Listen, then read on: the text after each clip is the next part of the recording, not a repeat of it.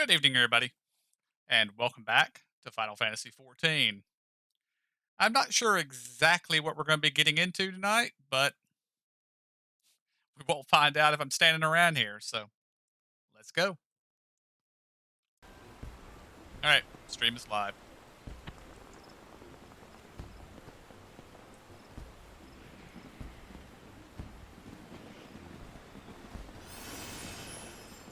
So, did we decide what we wanted to do? Gonna walk over there and deal with Ramu, or do we want to do something else? Yeah, Yeah, let's let's kick walk Ramu's over and butt, yeah. or whatever we gotta do.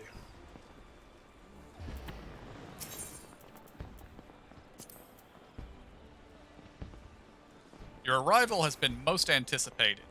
The appearance of a primal is ever a cause for alarm and unease.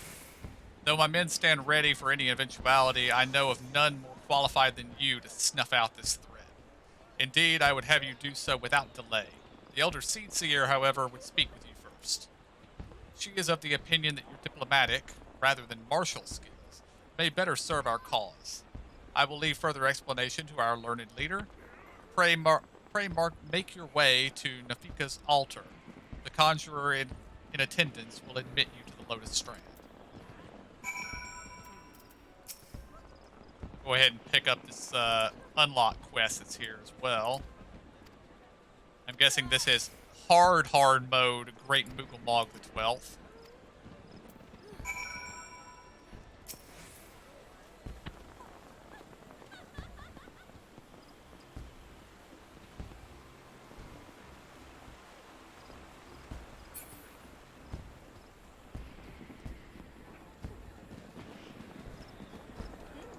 Why am I? Oh yeah, I'm supposed to be running to the Aether Rod. Never mind.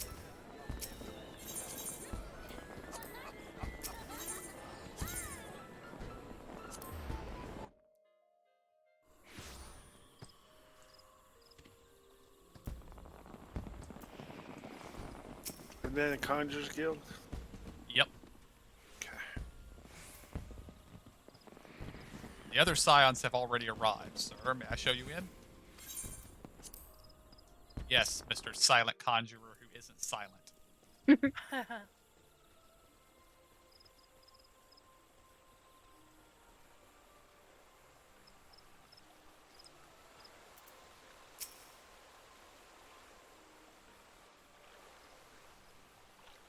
Scions of the Seventh Dawn, on behalf of the people of Gridania, I bid you welcome. Your presence is of great comfort to us all in these days of uncertainty. I summoned you here to share tidings of a most urgent nature. But a short while ago, the great elemental spoke, and his voice was clarion in its intensity. Ramu is returned unto the forest. She sounds a little different. Scarce had his words ceased to echo in mine ears when we were visited by an emissary from Little Solace.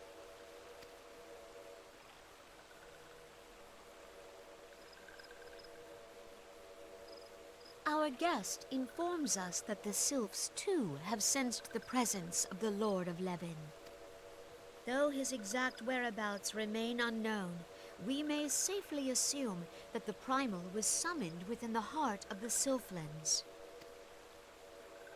Unlike the other Primals you have encountered, Lord Ramu is no raging avatar of destruction. He is revered as much for his wisdom as his strength, serving as both arbiter and guardian to his children. Given that we and the Sylphs found a way to share the Twelves Wood, it is my hope that this sagely immortal will be amenable to reason, and that conflict may be avoided. Blessed as you are with the power of the Echo, you are one of the few among us who may commune with a primal without fear of influence. I would ask, therefore, that you represent us in this most delicate of negotiations. The Twelves Wood has suffered enough. Upon this, we and the Sylphs, and I would venture Lord Ramu himself, are in perfect accord. Let us not endanger our shared home by engaging in unnecessary hostilities. Dear friend, I beseech you, safeguard the peace which exists between our peoples.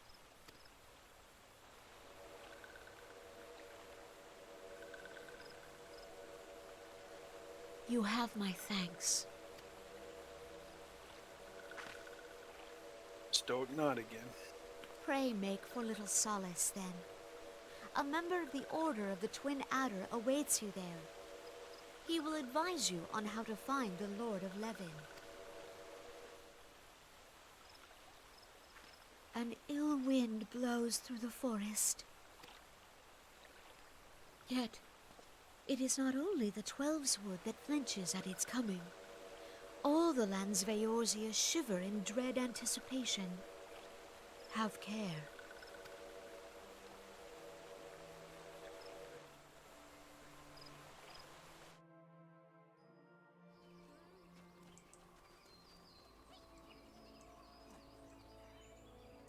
I'm not sure if they changed voice actresses on her or if they just she put a little more into it at this point. Yeah, I know it was different though. Well, it might have been because of some of the quest lines that they took out to shorten it, and so they had to do a little bit of different voice acting, Possibly. Of course, possibly. we are in 2.3, so this was probably released maybe a year after the original version 2 came out. So this probably wasn't recorded at the same time. Yeah.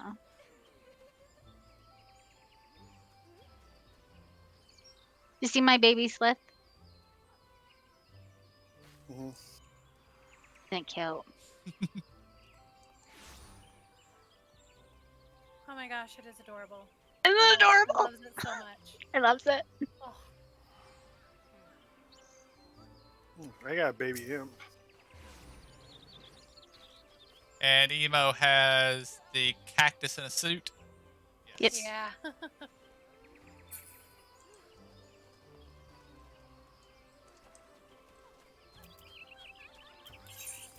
And let's see, Hawthorne Hut. Is that the one that's right near Little Solace? Yes.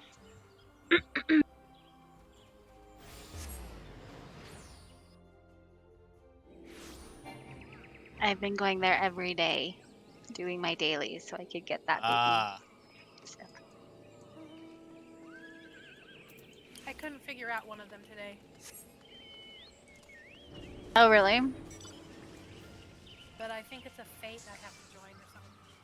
Oh, it might. They do a couple of different fates. They usually aren't up when I'm doing them, and so I end up just skipping them. Okay, I've got the really slow screen this time. Load screen. I was told to expect you. I understand you go to treat with the Primal Ramu himself, an unenviable task, but one for which I have no doubt that you are well suited. I have been told that your fellow scions are conducting an investigation of the area as we speak, that we may ascertain the location where the Lord of Levin might be found. I would ask that you abide here until they return with their findings. Sure, I'm pretty sure things are not going to cooperate and I'm going to have to rush out and save somebody.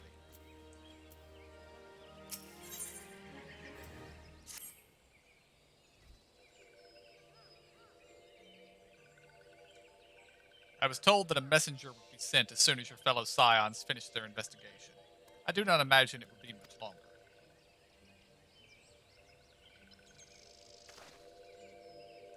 This one returns, and returns with good tidings. Wise ones have finished searching and have wisely identified the precise location where the touched ones summoned Lord Ramu. Your timing is impeccable, my fluttery friend. Might you be so kind as to escort this good man to his fellow scions? It would be this one's pleasure, Walking One. Please, please, come with us. Come with this one.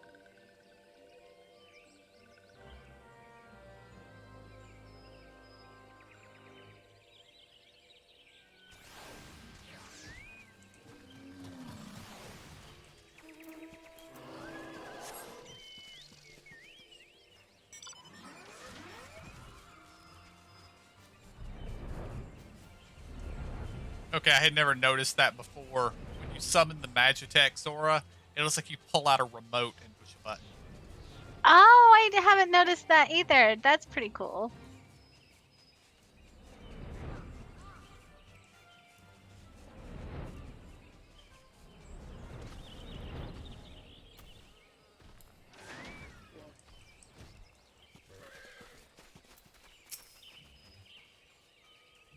Wise ones have ventured deep, deep within the Sylphlands. These ones must proceed carefully and keep an eye out for touched ones.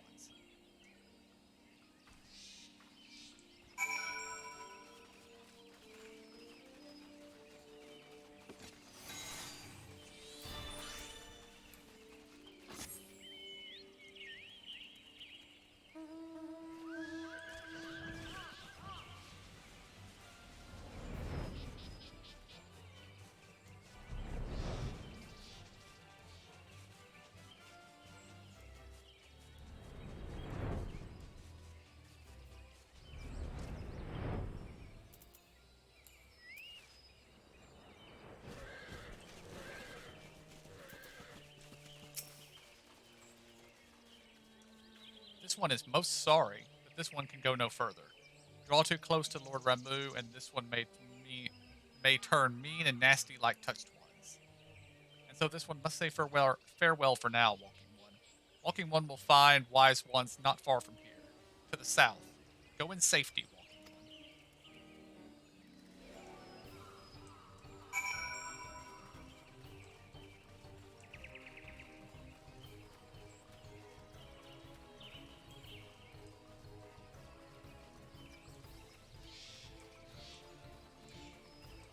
I'm apparently attempting to walk over a crevice.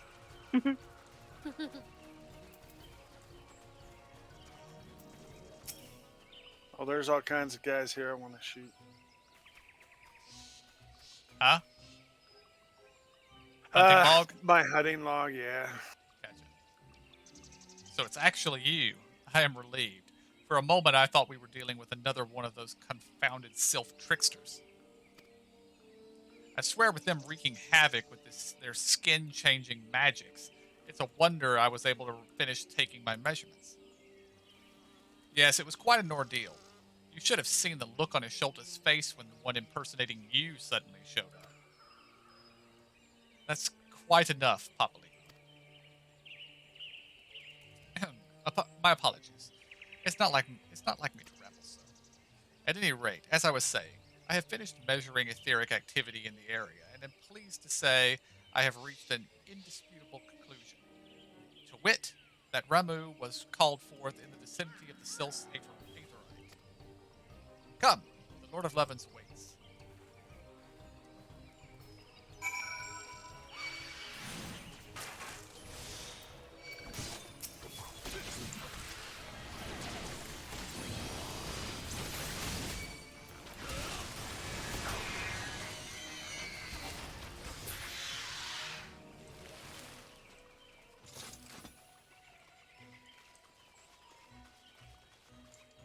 Need more, KJ? Yeah.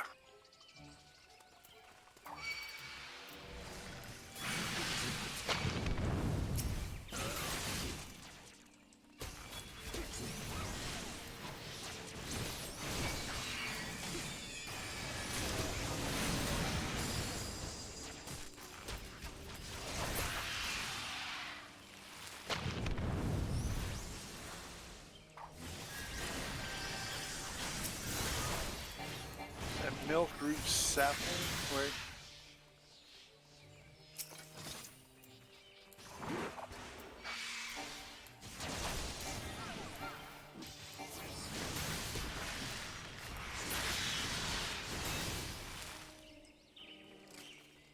Okay.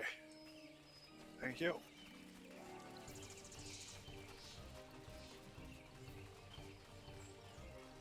Number 48 on my list.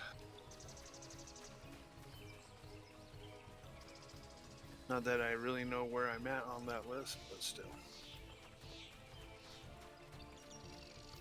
I would imagine you're getting pretty close to done. Yeah, there's one I think that's in a dungeon that I couldn't figure it out.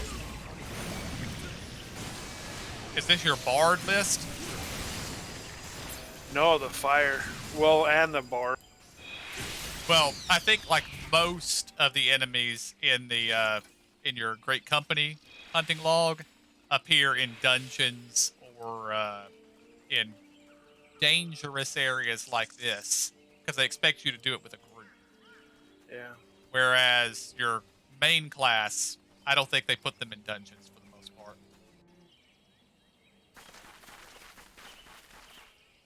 Are we all cutscenes? Okay. Yep.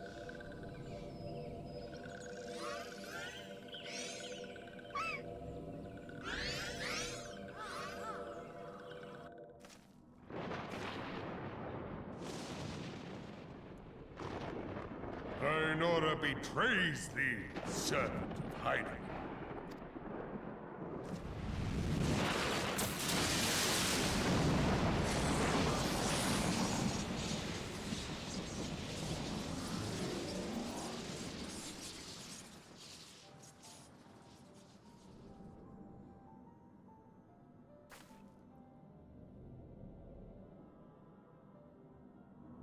Thou art the bringer of light, bane of Ifrit, Titan, Garuda, and Leviathan. I am Ramu, guardian of the children of the forest. Thou tramplest upon sacred soil, bringer of light. By what right doth man intrude in this sanctuary of the sylphs? The Gridanians proffer peace? Their words are born of delusion, thine offer an insult. Thou speakest of harmony, yet carest naught for my children's desires. They did but wish to dwell beneath these boughs in solitude. Yet even that was too much to ask of man. Thus did they turn to me for succor. The sentence I pronounce upon thy kind is just. Redanian or Garlean, it matters not. The good intent of one excuseth not the misdeeds of the other. Thy conflicts have brought naught but anguish and misery unto the forest. All blame doth lie with the darkness that resideth in the breast of man. Whence sprung this calamitous seed? In the beginning no such duality existed. Were light and dark given form when man was born? It would explain much. Not least why strife and sorrow follow ever in thy wake. Thou canst not deny the urgings of thine own nature. Knowing that thy mere presence here portendeth tragedy, wilt thou persist in this pretense of peacemaking?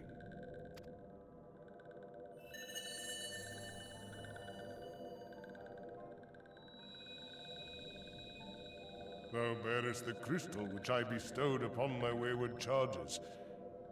That they should entrust so precious a gift to thee. Thou standest apart from thy kin. Thou art the bringer of light, aye. But there is something more in thee. Very well. I shall consider thy proposal. Shouldst thou survive my trial. If thou wouldst champion the cause of harmony, I must have proof that thou art fit to play the role. Wither mine ire, and prove to me thereby that thou hast strength enough to stay the darkness which threateneth to consume thee. Yet if thou shouldst be found wanting, know that all men shall perish in the storm of my judgment.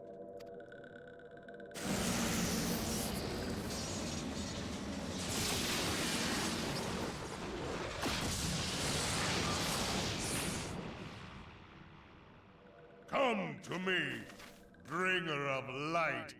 I shall await thee on the field of battle.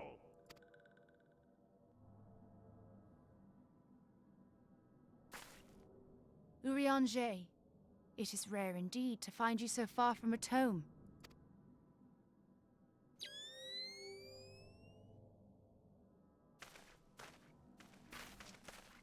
The Lord of Levin himself. Never till this day had I looked upon his visage, save in painted renderings made faint by time. Ever shall this scene remain etched in my mind's eye. Beg pardon, my lady.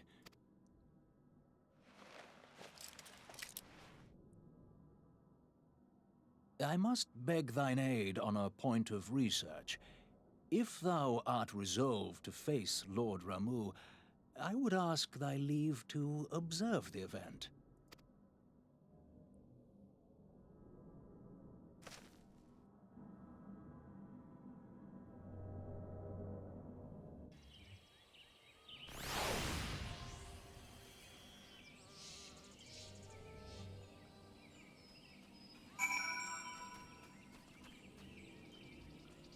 Does he have a mighty enough beard for you, KJ? It's sufficient. It suffices. My thing is that I was just going to point out, is that the first time any of them have wanted to give us those goggles? I mean, we are Zions after all. Zions. I do believe that is the first time, yes. I Although I'm feel not real sure whether proud. I'm not even sure he was offering it to us. It looked like it, but it seemed more like he was asking to come himself. And maybe he can see through them if we're wearing them. I don't know. See, that's what I thought. Well, are we ready? Yes. Yes. Yes.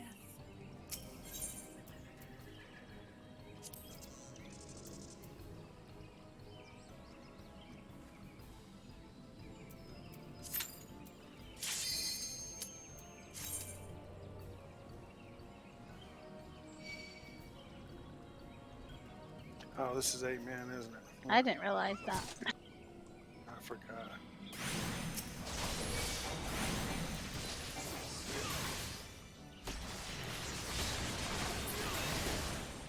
Seriously, getting started ahead.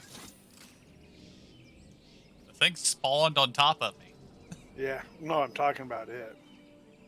And one person, one DPS. Well, who knows? He might have been sitting there for an hour waiting for this queue and has fallen asleep. This could be, yeah. Sleepy time.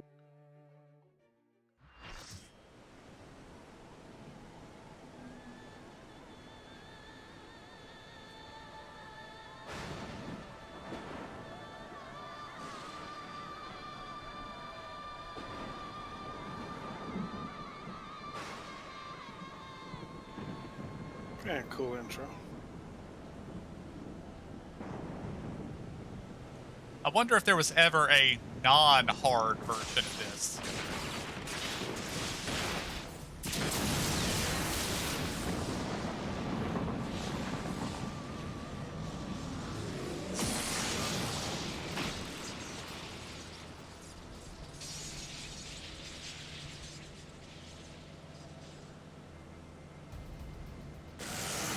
Yeah, his beard's very good.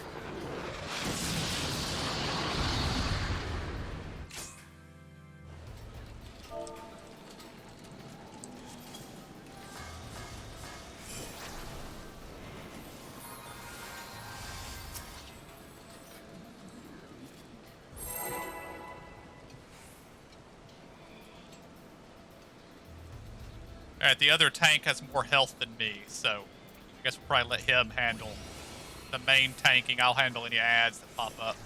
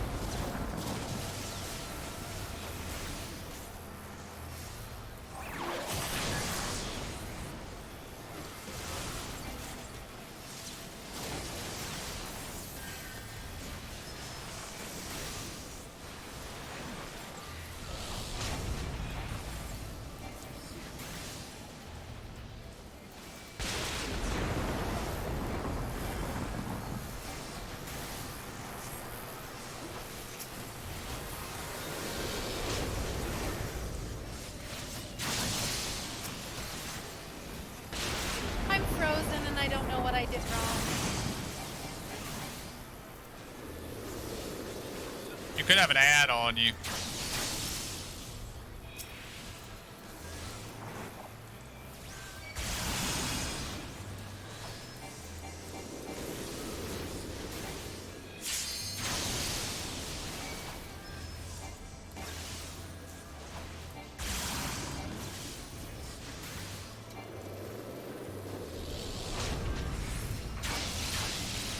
Or they targeted you and did it, because that's what just happened to me. Terror frozen.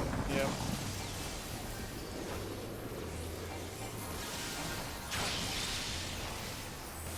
Ticks me off. I watched it happen too.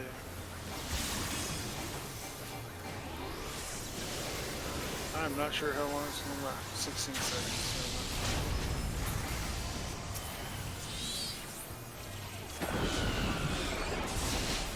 I'm frozen now too.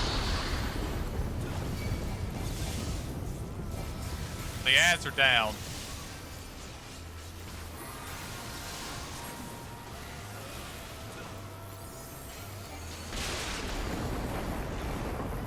Sorella, did your pet freeze with you, or was it still fighting? No, it's still fighting. Cool.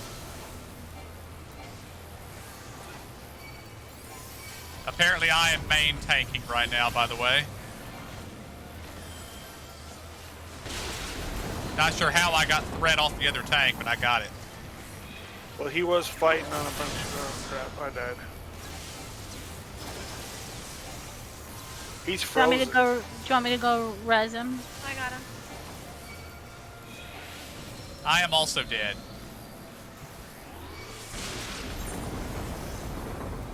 I'm supposed to run away from the electric thingy. I think so. Oh, I'm I like- ran away from you. I got froze again. Can you give me a quick heal?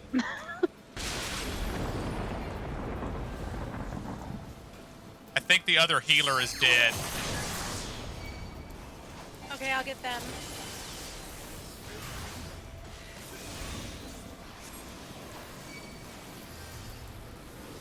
I don't understand, unfortunately.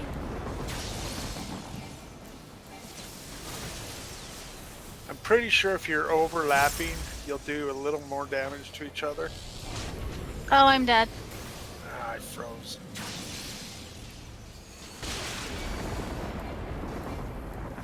Yeah, we're like all dead. I don't know what to do.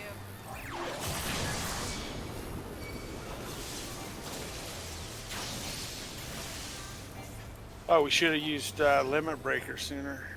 Yep, I'm Could the be. only one alive now. Yep. Go Emo!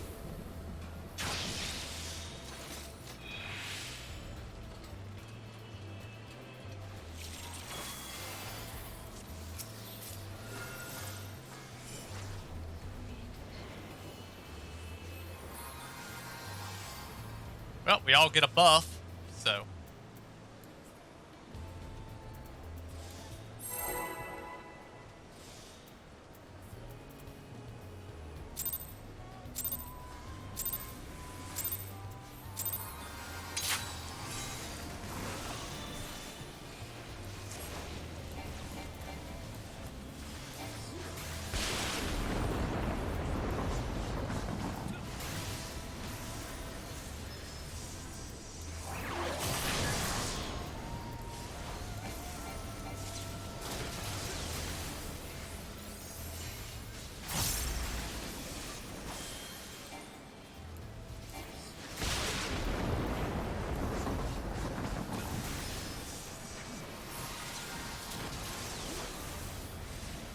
Will you shout out when the ads show up? I didn't even see them till halfway through one of them. Alright. I appear to have been stunned. Ow.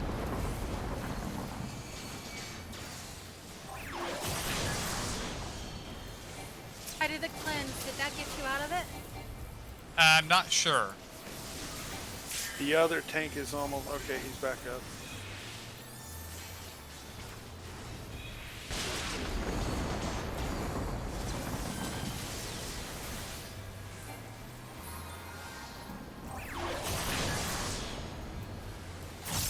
They are up.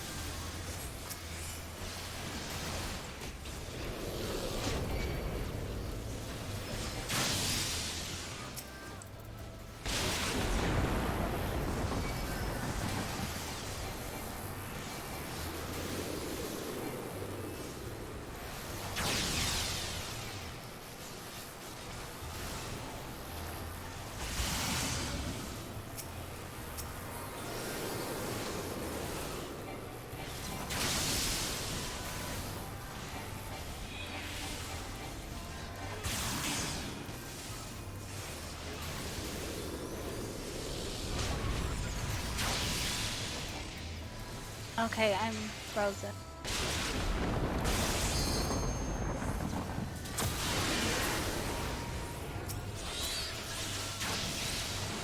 Does he cast anything we can interrupt? I haven't noticed. I haven't got to look at him long enough. I haven't noticed. Okay. I have attempted to use my interrupt. I didn't notice if it worked or not. Got ya. And I have been stunned. I'm just kind of itching to try to use mine. Seems how I found out which one it is.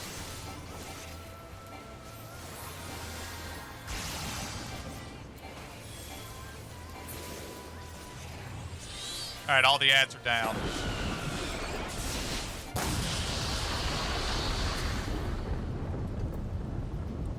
There were 3 out? Yes. Okay, sorry. I remain stunned. There we go. It's a long stun.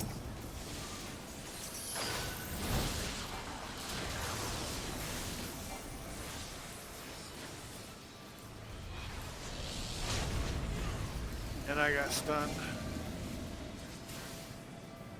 And that electricity.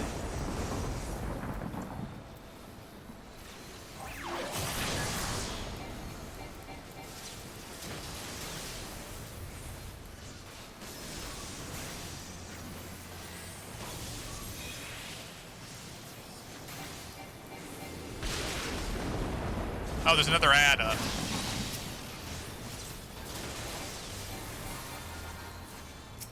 I got 8 seconds before I'm frozen.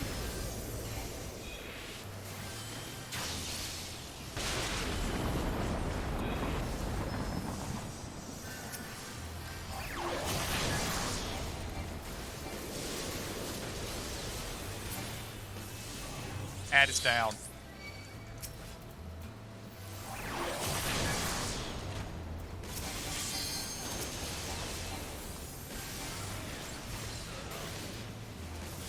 I did not know what to do with the lightning. I think just try to make sure nobody else is in the beam. Okay.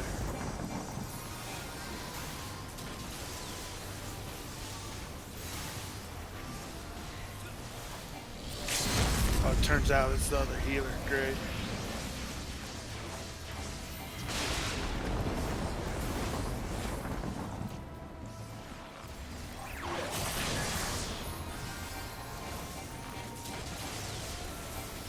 We've got this. Yay! Okay. That's all.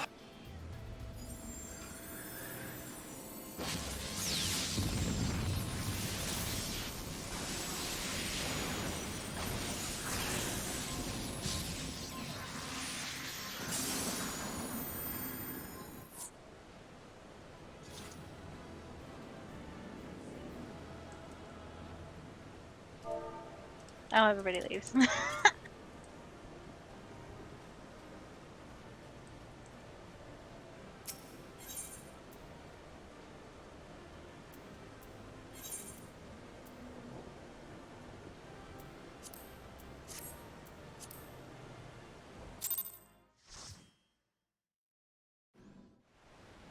I must have been doing I have something taken right. The thy other measure, tank gave me a bringer of commendation.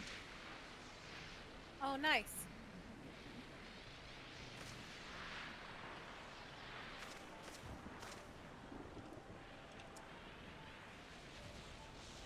And I judge thee a worthy champion.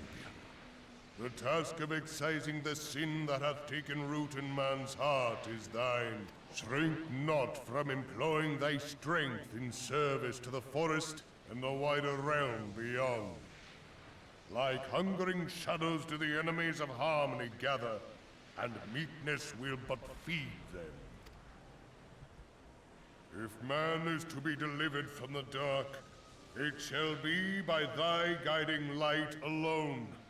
Stray not from the path, for if thou dost, thy people shall be truly lost.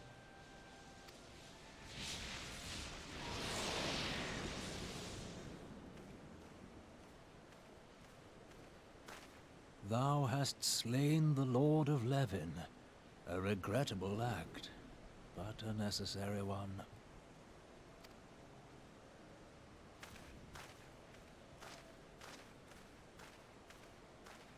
In witnessing thy struggle, a truth hath been revealed unto me. If I mistake not, it may yet prove a chink in the eternal armor of the Assyrians. But let us conclude our present business. I shall expound upon my findings at the Rising Stones anon.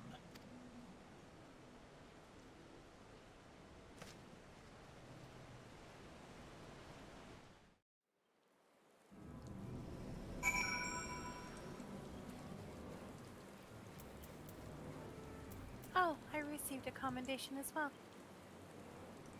Congrats. I believe that I- makes 2 for me. Nice. How do you know I if you just- got one? I just saw it in the chat, but it didn't tell me who did it.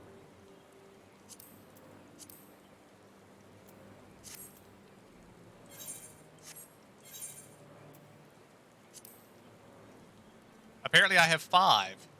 It's in your reputation tab on your character screen.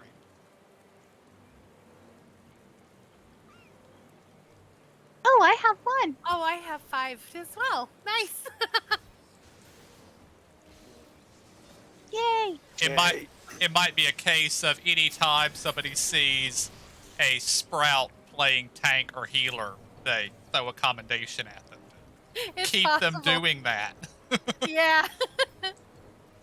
Well, and it's frustrating because that's one thing they say in the guides is that if they say if you go into um the dungeons and whatnot to to be nice and throw accommodations, and I get frustrated because it's every time that we come out of them everybody's left already, and so it doesn't give an option. And that's one thing I noticed in the comments is that people have said they're like they say be it's to do that, and they people it would be nice to be able to give that option that it keeps the list of the people that were in your group that so that you can do that because you want to watch the cutscenes, but everybody who's seen them before has already left.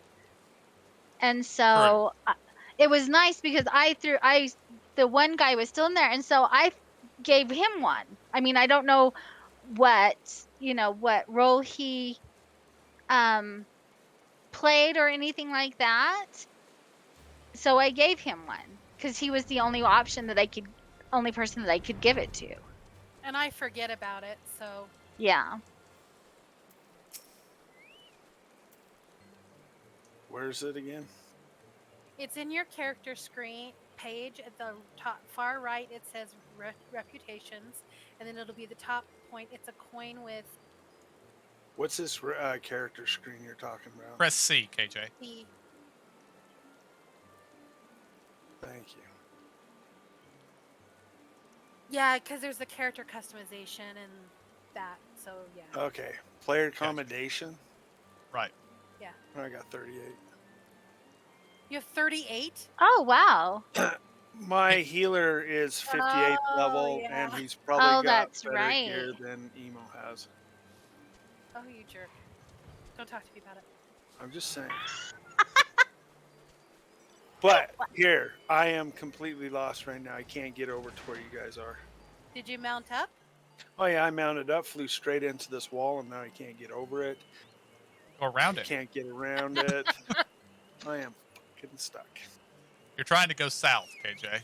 So Oh yeah, huh? Oh, why do I keep hitting shit? Oh, don't push pause to try to go up because when you're flying, it turns you right down into the dirt. Zora's coming back to pick you up. Okay, I didn't go high enough. Right there's the entrance that we came in, and the one took off Hey, on us. follow the flying. Follow the pink carbuncle.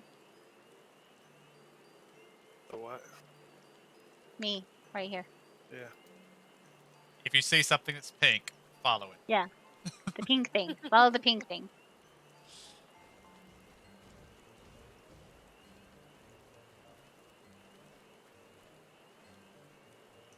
You have returned. Dare I ask how Ramu received your visit?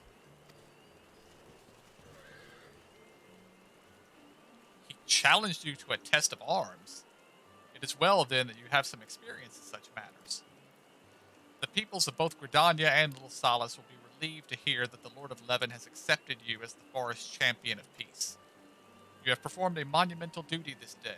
The Elder Seed Seer must be informed of your deeds at once. And she would be much faster if I didn't have to talk to you about it. Mm-hmm. The Elder Seed Seer will wish to hear of your experiences firsthand. Pray return to Gridania and make directly for the Lotus Strand. The Conjurer at Nefilka's altar will be expecting you. Fare you well.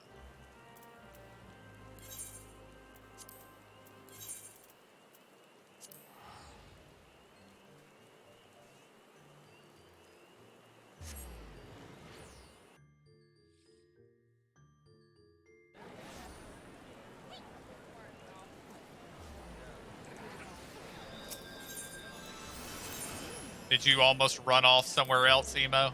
Mm-hmm. So did I.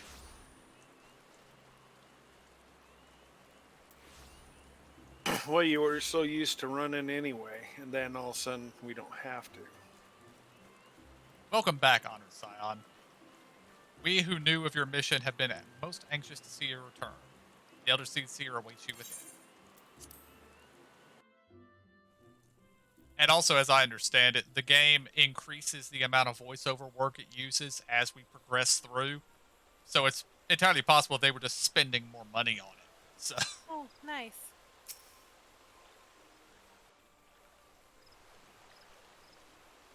You are returned to us, dear friend, and none the worse for bearing the heavy burden which I did press upon you. Most glad am I of this.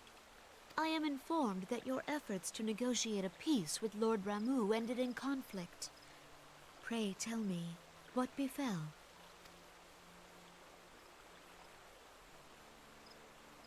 Ramu made trial of you? I fear there is truth to his claim. It is the darkness within us that attracts the darkness without.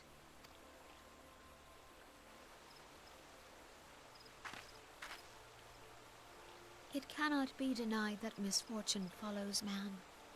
For evidence, one need only look to the conflict brewing in Cartano, or to the rising flood of refugees. Our shared struggle against the Empire should have served to seal our union. Yet the ties which bind the alliance strain under the weight of gross self-interest. As the scars of the calamity begin to fade, so too does our sense of common purpose. Yet now is scarce the time to forget our shared responsibility. If this new-sprung realm is to survive beyond its infancy, it must needs be nurtured by all. Eorzea must be as one, yet I fear that dream is still far off.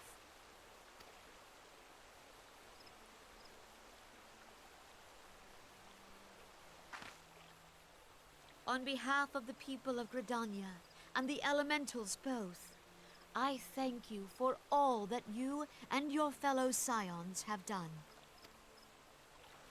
Full oft have I been compelled to look to you for aid of late, and offered all too little in return. As leader of this nation, I shall endeavor to prove a more worthy ally to your cause henceforth.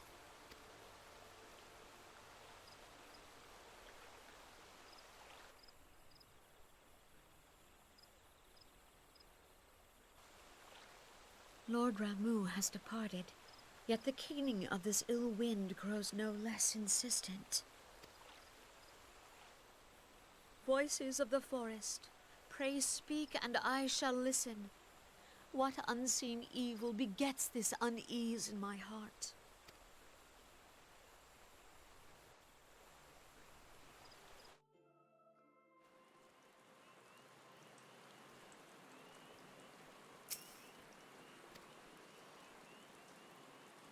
Well, I skipped the first thing he said. I'd hoped Lord Ramu could be persuaded with words alone, but nonetheless, I can only admire the adroitness with which you responded to the primal's sudden challenge. And it seems that Urianger, too, was pleased with the outcome. What say you? Shall we gather back at the Rising Stones and ponder the lessons of the day?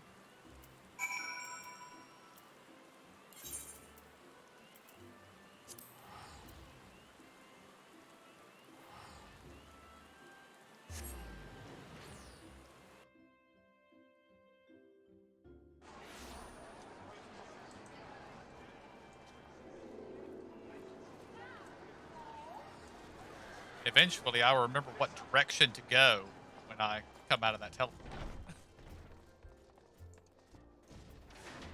Me too.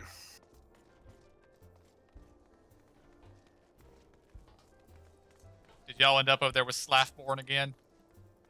Because I almost ran over there too.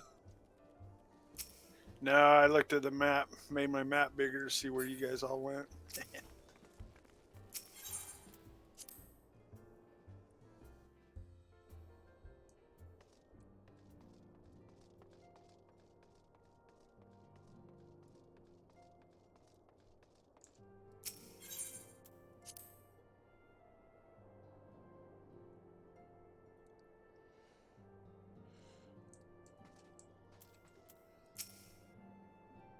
Welcome back.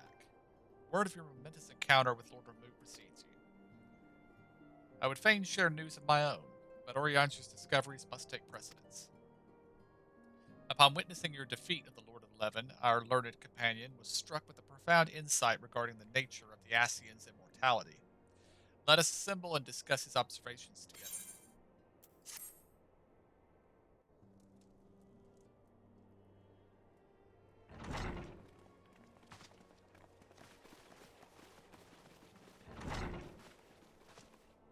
If everyone is ready, let us begin. Urianger, the floor is yours.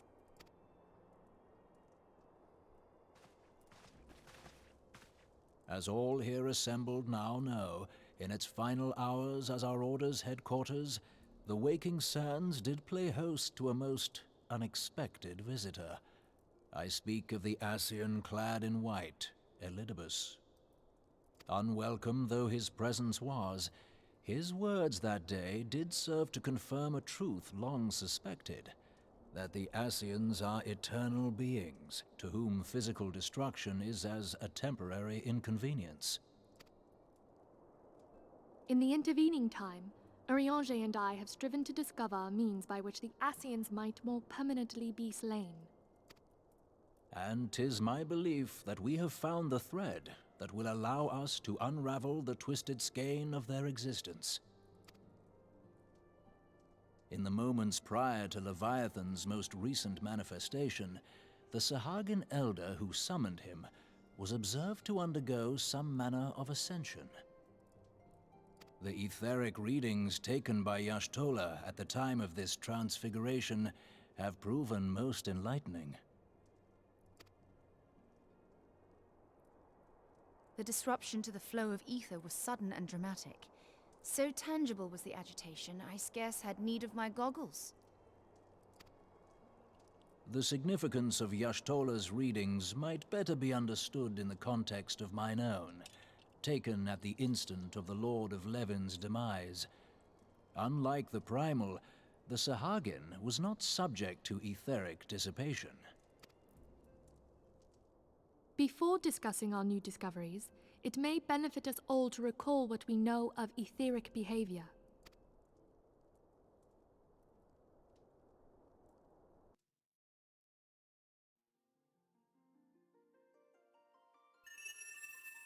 Let us begin at what some might call the end. When we who dwell in the material realm die, our spirits dissolve into the flow of ether and are returned to the ethereal realm. In turn, the restless energy which suffuses that plane streams back into our world, giving rise to new life. 'Tis as the heavens did decree, the way of all mortal souls. Twixt this world and the next do the ethereal currents swirl, bearing the very essence of life. Thus doth the cycle of birth, death, and rebirth continue unabated. Primals behave somewhat differently. In order to manifest and then maintain a physical presence in this realm, they must consume vast quantities of ether, most often in the form of crystals. Though they may seem to live, their flesh is but ether given shape.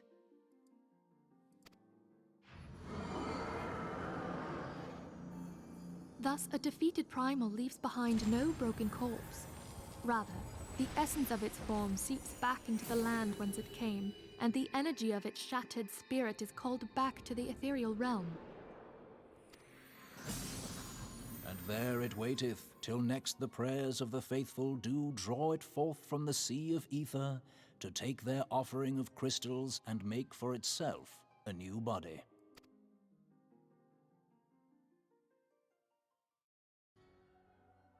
Which brings us on to the third group, the so-called immortals. They exist in a manner all their own. Quite. Even as the Sahagin elder fell to the Admiral's musket shot, I witnessed the release of an ethereal cloud, which immediately took possession of a nearby minion. A soul that dissipateth not upon the death of the flesh. The secret of life everlasting, and in the claws of a Sahagin no less. But I wonder, what would happen to one of these obstinate spirits should there be no suitable host for it to claim? If mortal death entails a return to the ethereal realm, it seems doubtful that the soul of an immortal would venture there. Nay, it merely withdraweth a distance, unto the shore of the ethereal sea, perchance, but no further. Yes, it exists in neither this realm nor the next, abiding instead in the space that lies between them. The Ascians took control of Thancred by means of a crystal of darkness, an artifact which, if our theories are correct, serves as a gateway to the place I have just described. I was hoping people had forgotten about that. I am sorry, my friend. For a mercy, the weary road of our research hath brought us unto an answer.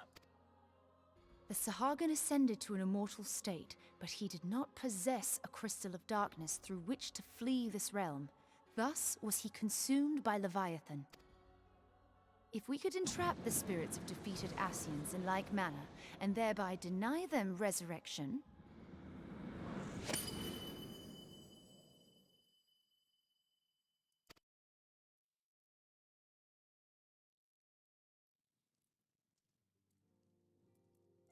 Therein lieth the path to victory. Thou art most perceptive, my lady. Only when we have trapped the bodiless soul within an ethereal prison can we hope to defeat its unnatural constancy. Thus might even an eternal paragon be consigned to oblivion.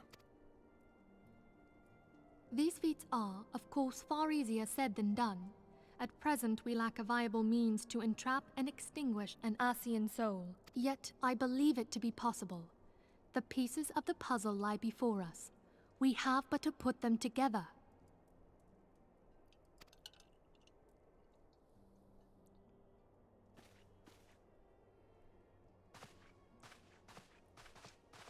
I will depart at once to convene with the sages of Sharlayan. Together shall we divine the steps by which our goals may be achieved. I have the utmost faith in you, Archon.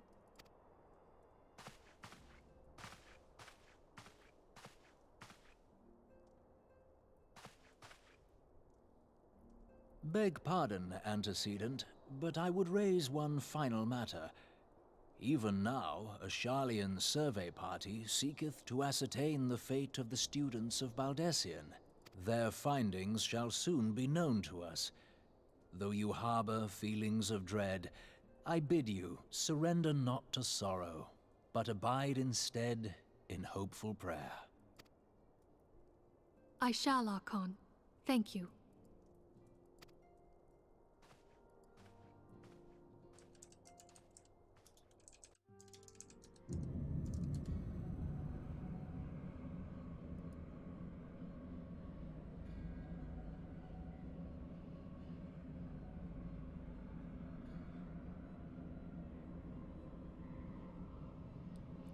The Lord of Levin is returned to the Aether, as was Leviathan before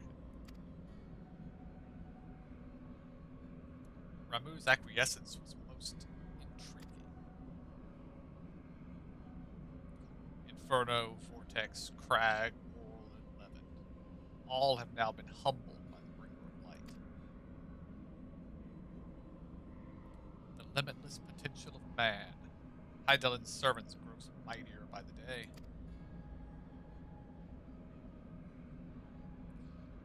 Yet he prospers at great cost to his mistress, whose strength is all too finite. 7 times have the masses survived the rejoining, but their souls are grown weak and wan.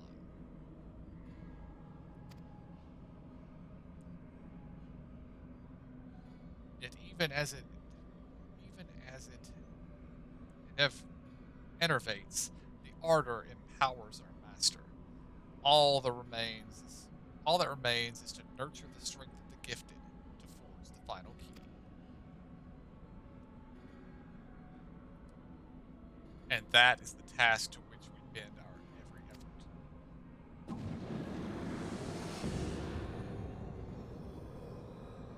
Welcome back, La Brea. Divine seeds forever want to quicken in Eorza's fertile soil.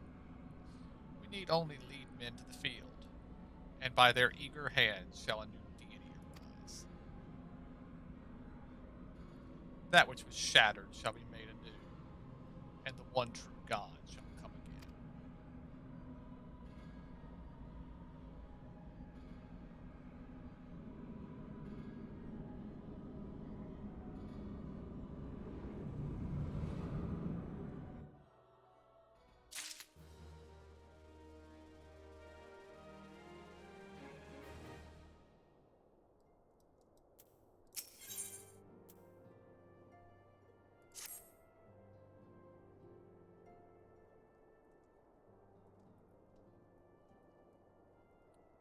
Now the matter of Ramuh has, for the present, been put to rest. There is something I would show you.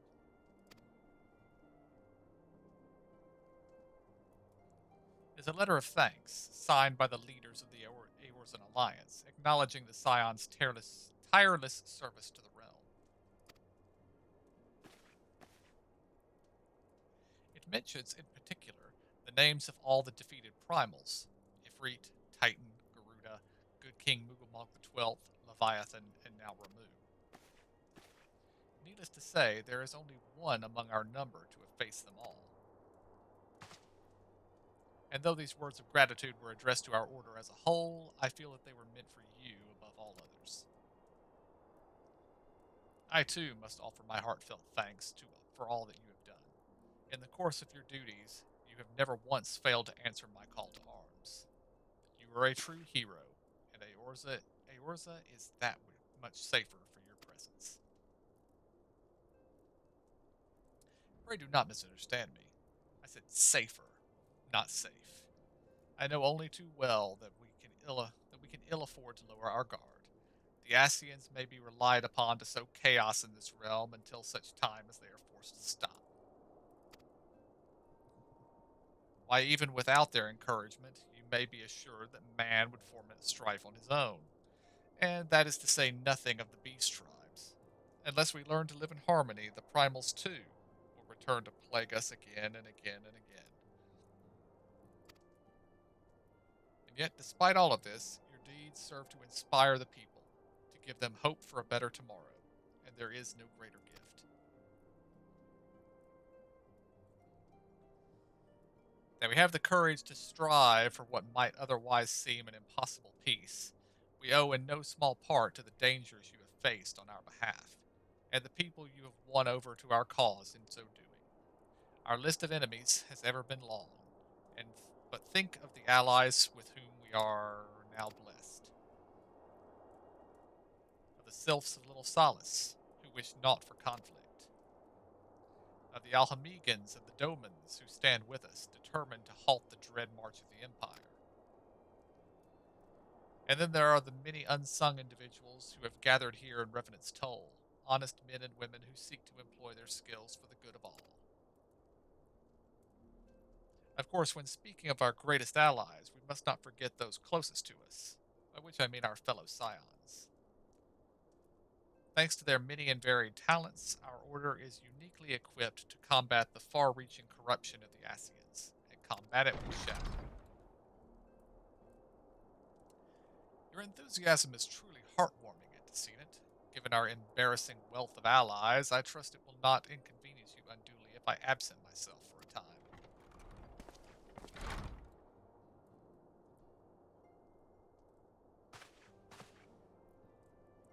Alphanode, I take it the troubles in Ul'dah no longer require your attention? There are yet some rumblings of discontent, but the air of simmering violence is largely dissipated. It is to report such that I stand before you now. That, and to speak with you concerning the new organization we discussed. I have a message for you from... You recall the refugee girl, the one whose parents were missing. They were found unharmed. She wished me to pass her thanks on to you. Alphanode, am I to understand that you made the effort to remember the poor girl's name? I look forward to reading all about her in your report. I do hope you left nothing out.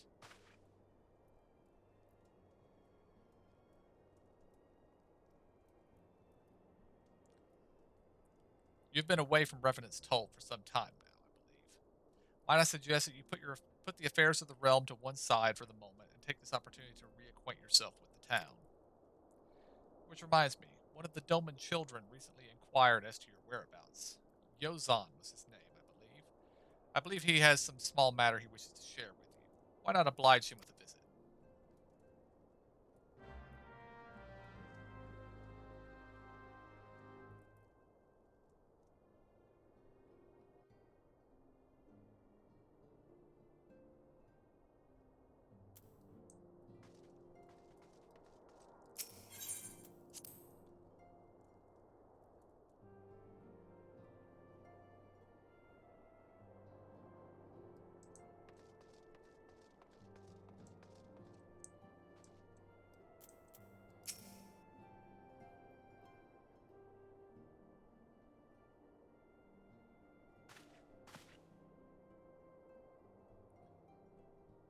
Look, he's back from his adventures. We heard you were all fighting primals, and that they're some of the strongest enemies you could ever face. I wish I could have seen you in battle. Anyway, we all want to be heroes too, so we finally formed our own Doman Adventurers Guild to protect all the Domans. You think you could train us today? Maybe you could show us how you fought the primals? What's all this commotion then?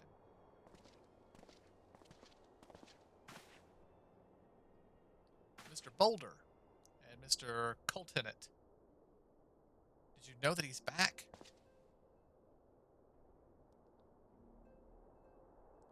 So it would seem.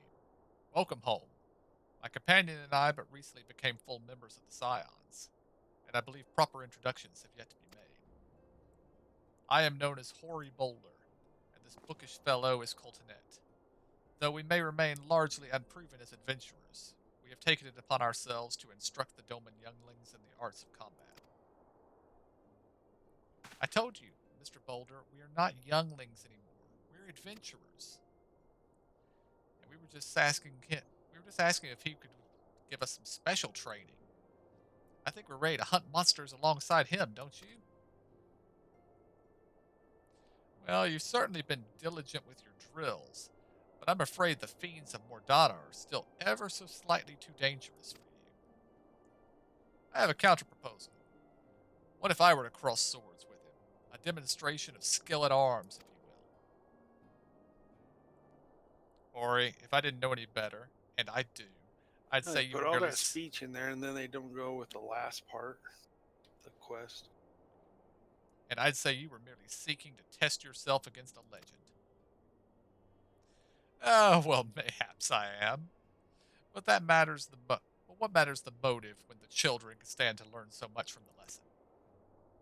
What say you? Would you consent to spar with me? Sure. Did you talk to the kid inside the place? I just ran past him. Hold on. Yeah, I had to run back in because I ran past him as well. Hurrah! Yeah, I did. We're to have a tournament. Come on, everybody. We must prepare our gear for an outing.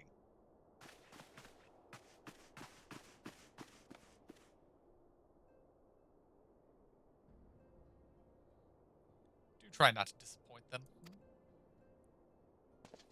Have faith, Cultinet. I shall summon every last ounce of my strength to make of this a worthy contest.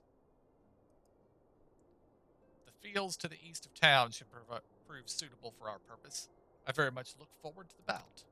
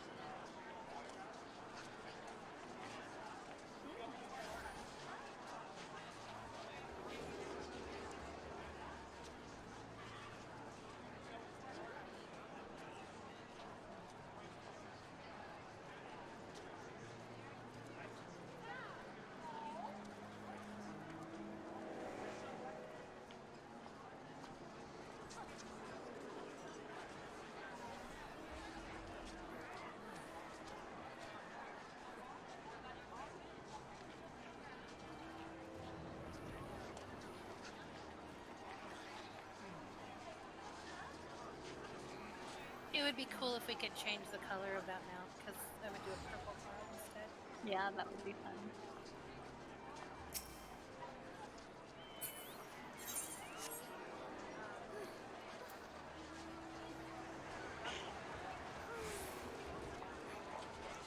I need to step away for just a moment. I'll be right back. Okay.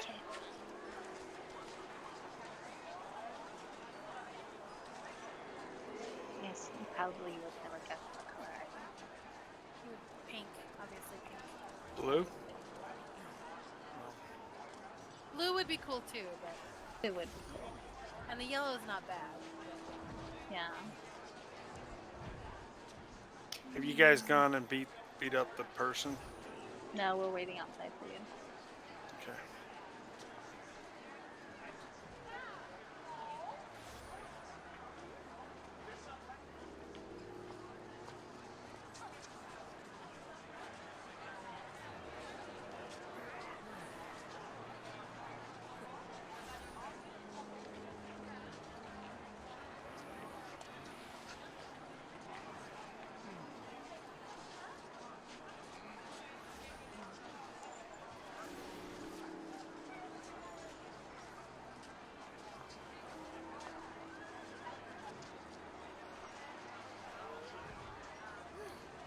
You need to go get the polar bear, KJ, because you need to see how small it is. Mm-hmm. Yeah.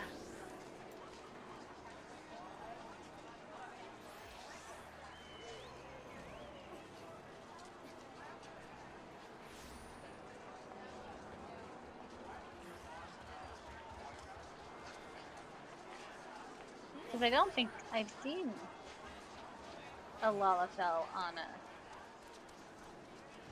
a polar bear There or had know to have been this. some out there. There had to have been, but I just didn't really notice.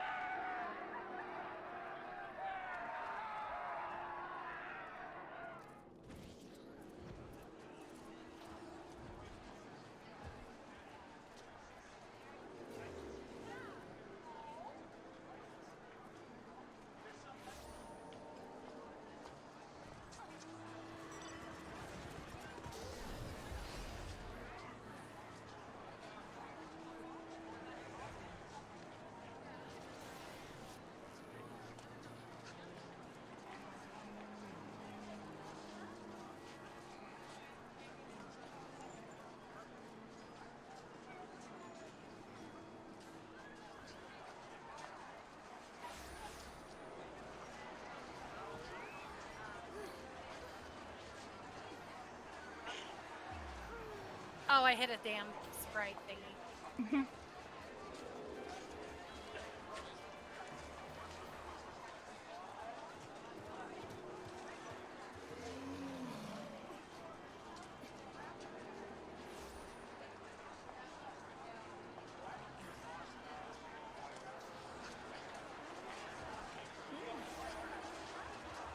I couldn't figure out all the cheering, but they do call it a prodigal son returns or something.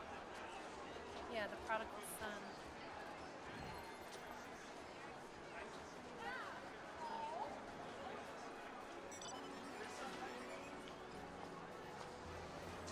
I didn't.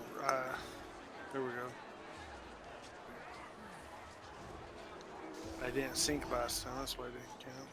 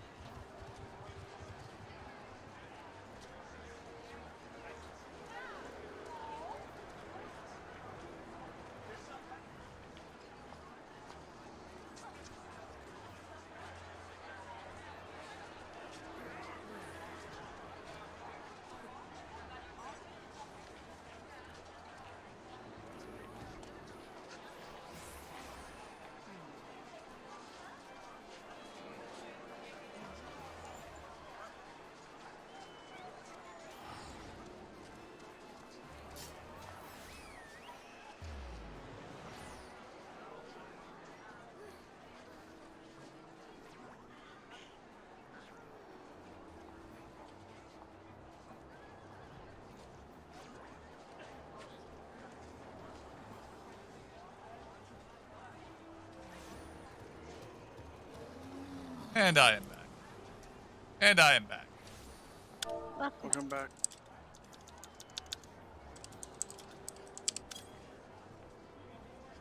Oh, Yoshi's back on?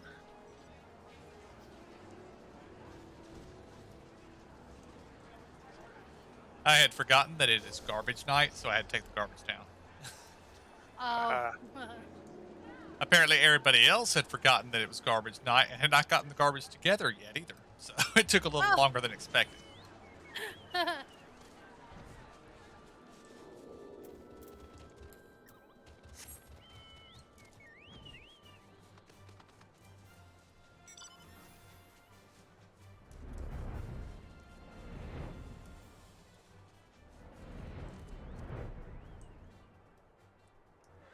Oh, and just in case anyone was wondering, while I was listening to the cutscene, I did a little bit of research.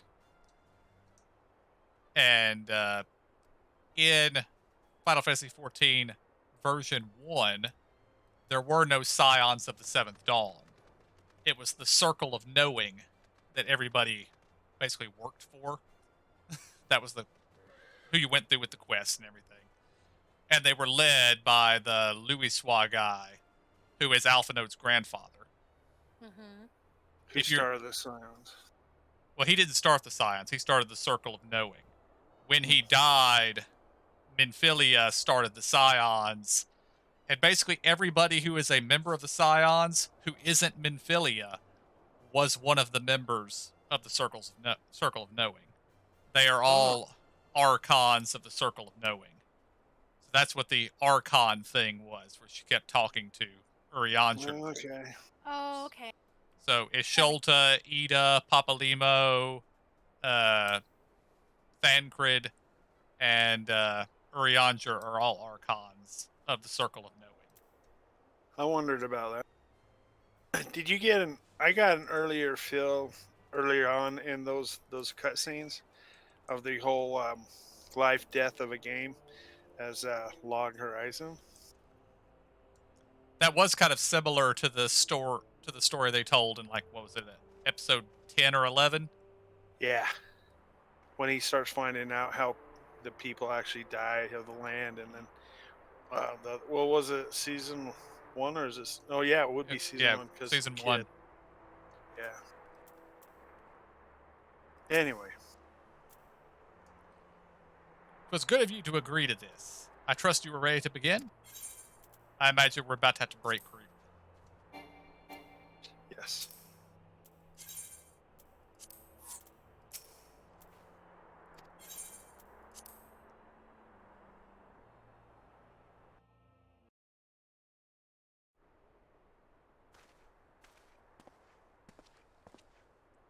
Very well. Let us not keep the younglings waiting any longer. Hori, are you certain you wish to fight him alone? What better way to test my mettle? Pray allow me to attempt the first round unaided. After all, 'twas this hero's legend that led me to join the Scions to begin with. Without him to inspire my efforts, I would be half the warrior I am today. Your point is well made, but remember, this is for the children's sake, as well as your own. Should it appear the contest will end too swiftly, I shall add my spells to your blade work. Hello! You haven't begun yet, have you?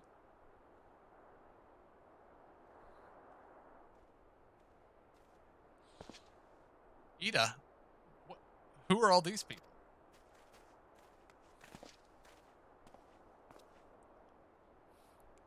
When I heard about your sparring match, I told everyone I could find. I thought you could use the crowd to cheer you on. Yes, and there are still more to come. When I mentioned his name, the reaction was quite enthusiastic. Why, my own popularity seems to be a sickly shade in comparison. You'd best claim victory, bringer of light. Your burgeoning reputation is at stake. Our teacher won't be beaten so easily. He's a master swordsman. You can win, Mr. Boulder. We shall soon see. On your guard.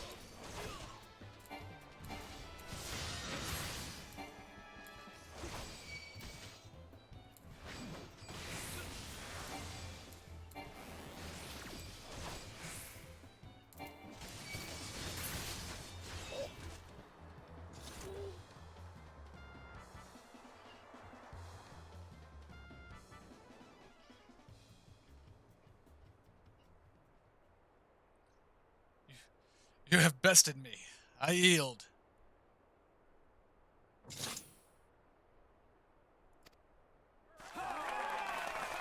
That was incredible. He beat them both at the same time. We knew you couldn't lose. None can defeat the Guardian of Eorza. Now I see why they send you to deal with the primals. I have much work to do if I'm ever to attempt the same. I hope they didn't actually. Oh, they didn't die. Yeah, I was a bit concerned myself there for a second. Okay, yeah, because that healer dude just like buckled over and was gone, and I was like, oh crap. Or Black Mage, whatever he is. Impressive as always. 'Tis ever a pleasure to witness the spectacle of your martial prowess.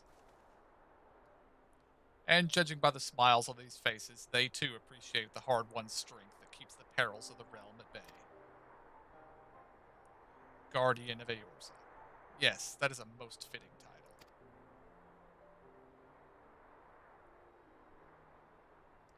Do you recall when first we met? It was at the memorial service for the Battle of Cartano. At the time, I was yet attempting to understand this land of Eorza. I sought to grasp the reason why Grandfather willingly sacrificed himself to protect it. I shall speak plainly. My initial impressions were less than favorable. Dire problems abounded, and yet the effort I saw expended towards their solution was haphazard and half-hearted. I thought Eorzans a foolish and childish people. Considering the shambles their home was in, I would not have been surprised if some had chosen to swear allegiance to Gaius and to the order that he proposed to enforce. The Legata's single-minded military invasion precluded any such switching of loyalties, of course.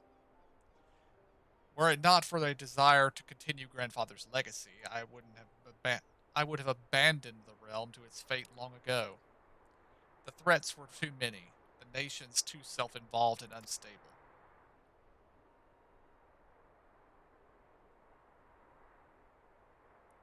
'Twas you who convinced me the salvation of Eorza was possible.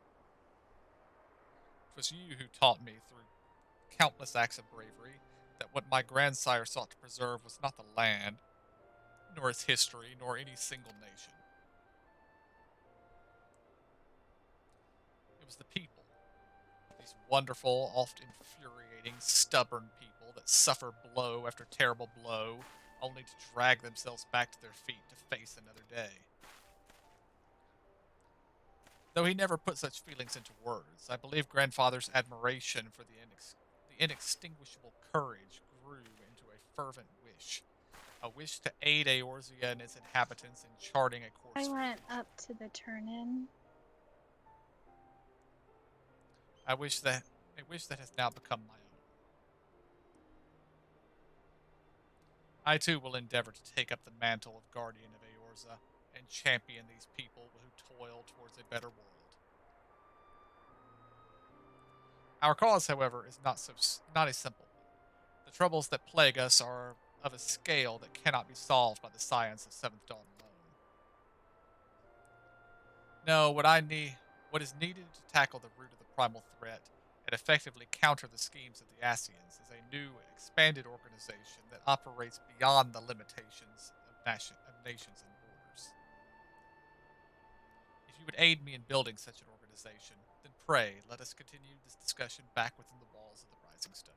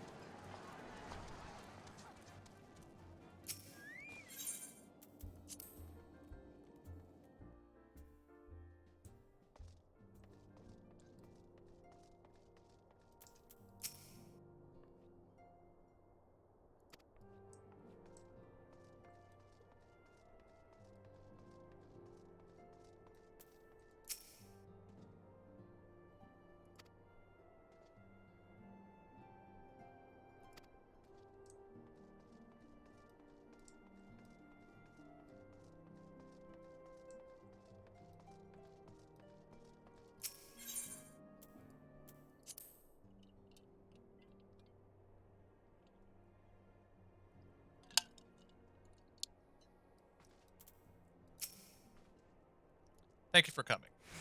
The world shifts and alters, and we, my friend, must ever be one step ahead of the chaos.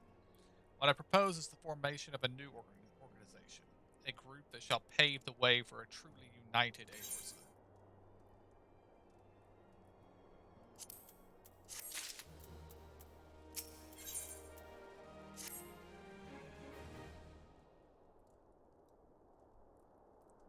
Pray forgive me if I tread over old ground, but I would first speak of the grand plan. Since the advent of the Seventh Astral Era, the leaders of the three nations have been deliberating over an accord that seeks to bring the disparate forces of Eorza together into a single entity. A realm-wide grand company, if you will. The military might of such an institution would be drawn from every corner of the land, and directed against the threats that no single nation could hope to overcome alone. Yet while the purpose of this hypothetical organization is undisputed, the logistics of its formation have become the source of Are you endless guys just out debates. here waiting, or did you go inside? I went inside. Yeah, we're in the Rising Stones. And the longer these discussions continue, the more I sense the impetus towards unification draining away. Thus have I been campaigning for the creation of what might be considered a trial company. It will be on a much smaller scale than what we hope to eventually achieve, but capable of the same manner of unrestricted operation accorded to the Scions. It is my hope that the successful utilization of such a force will lend momentum to the lagging deliberations.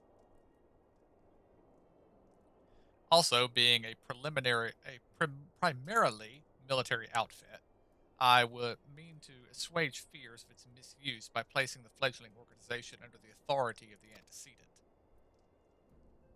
The Scions work tirelessly to protect Eorza and its people. But, as you yourself have witnessed with refugee revolt, there are limitations to what even we can achieve.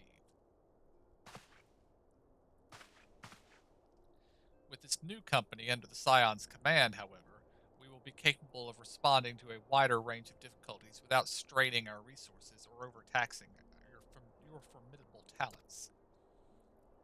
The goals of my proposed organization are those of the Scions, and those of the Scions are ultimately identical, a point conceded by all concerned. But before I can move forward with establishing this precursor to the true border-spanning Grand Company, it is yet necessary that I visit the three leaders and gain their official approval. A tiresome and time-consuming task, which is why I would ask that you accompany me on the journey, and attend to the business of recruiting our inaugural members, while I am otherwise engaged with bureaucratic formalities. Thank you. It is reassuring indeed to know that the bringer of light and his discerning eye will be selecting our future allies. Our first destination will be Limsa Lamensa. Let us rendezvous at the Bulwark Hall.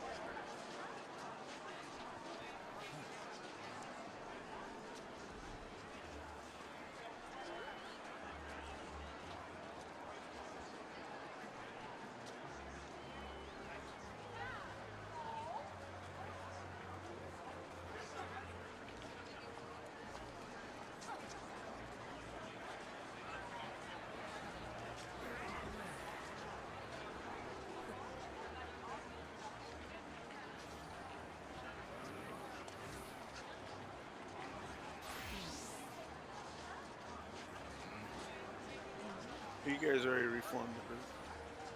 Yep, we're standing outside.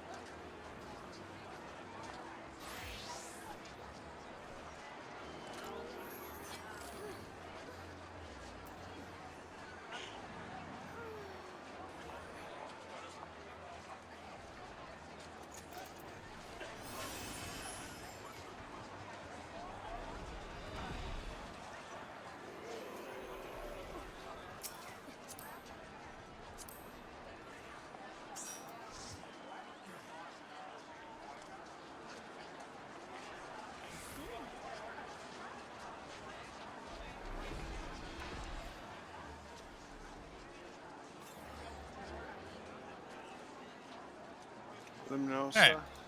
Yep, we are off to Limsa.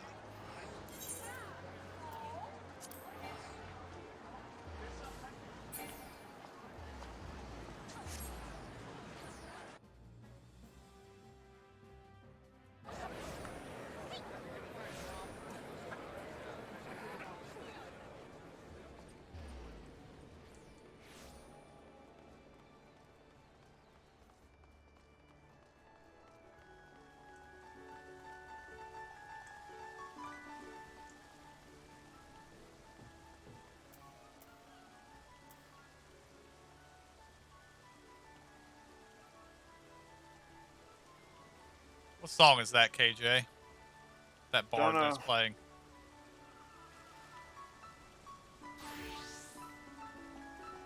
It's an anime theme of some sort.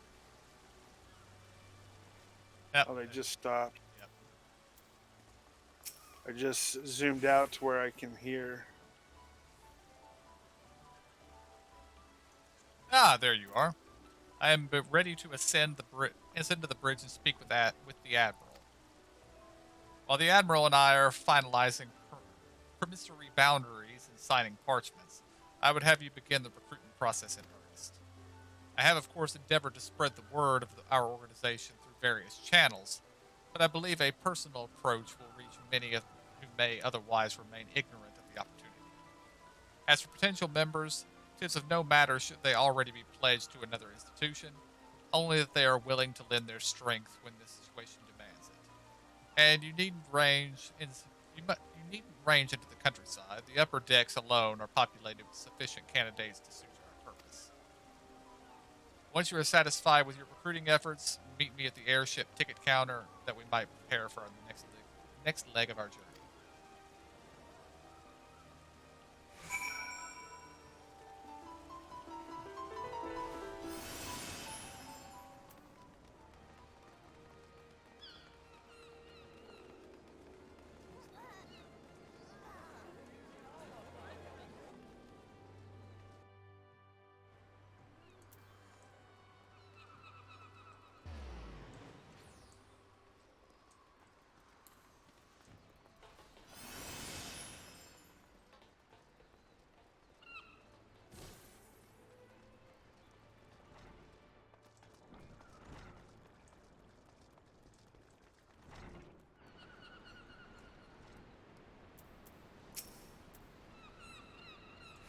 An organization with the freedom to operate with territorial impunity? I must say your proposal intrigues me. But the Krakens well know that there is a time to act and a time to watch, and I'm afraid this trial company of yours falls into the latter category.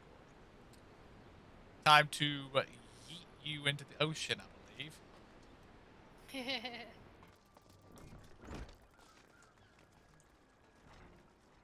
Sora, back. Okay.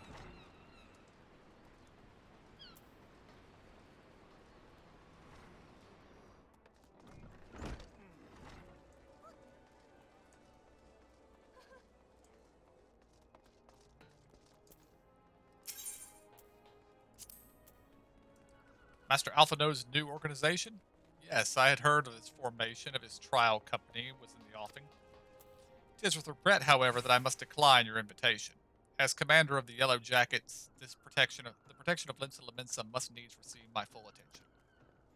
Yeah, I feel like we shouldn't have even tried to recruit him. Yeah, that's good. Yeah.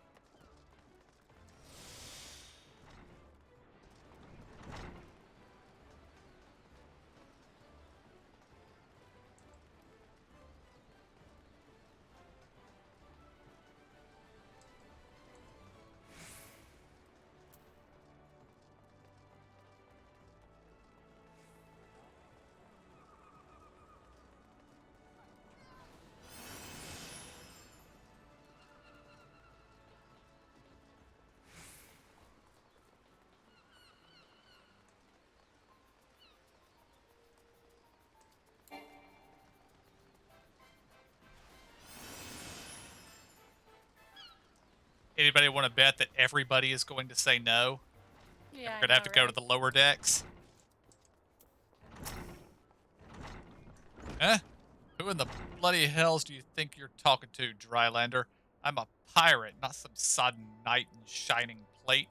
If you're looking for a self-righteous fop, try knocking on that dandy Carvelian's door. We already did, and I threatened to throw him into the sea.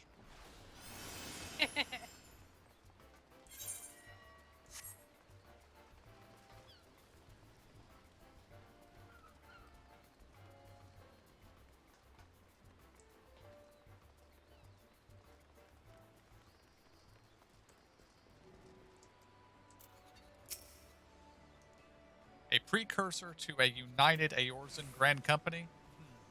While I do admire the scope of your ambition, my responsibilities here at Nadik and Belimes keep me close to the forge. I have not the time for traipsing around hither and yon across the realm. Should you require my skills as an armorer, however, I might be willing to accept some special commissions.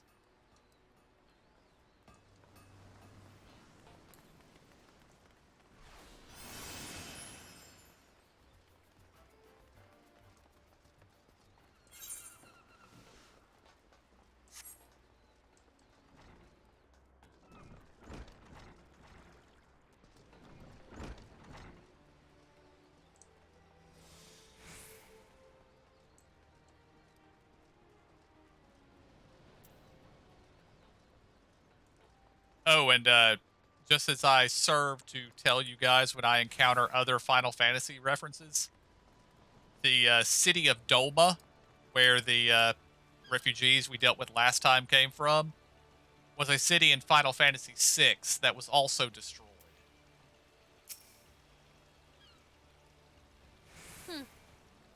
I'd not forget the adventurer brave enough or daft enough to seek a shortcut to Titan's bedchamber.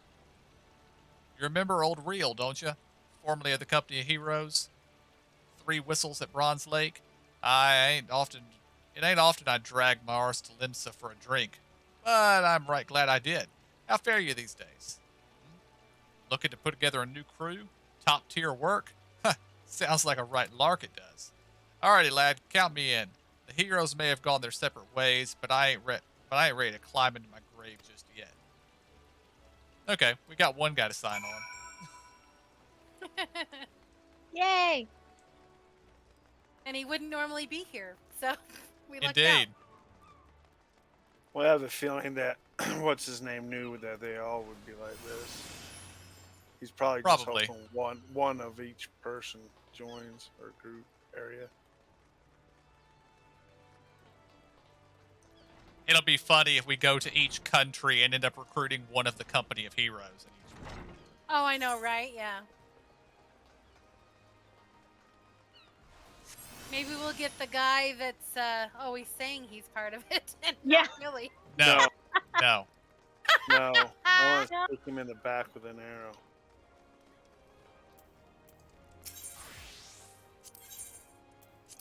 But yeah, about halfway through Final Fantasy VI, you come across the Siege of Dolma, where the Imperials are laying siege. And the general gets called away, and another guy takes over and immediately poisons the city's water supply and kills the entire population. Did I not? Oh, you guys went to the airship landing, didn't you? Yep. Your Your recruiting went well, I trust? I am curious as to how my proposal was received by the rough and ready folk of Limsa Lominsa.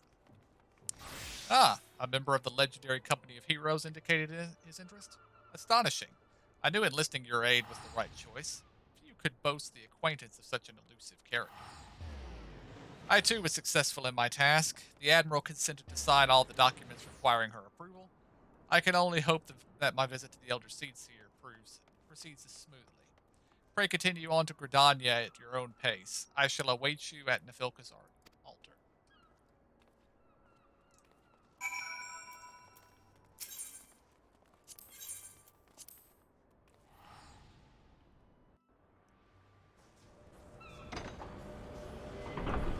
Well, I should say, kills the entire populace except for one person who spends the rest of the game on a vengeance quest.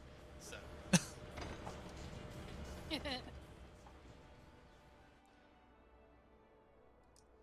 Although I think by this game's standards, he would be a samurai, not a ninja.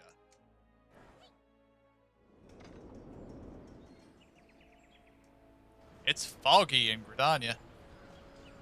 Oh yeah, it is.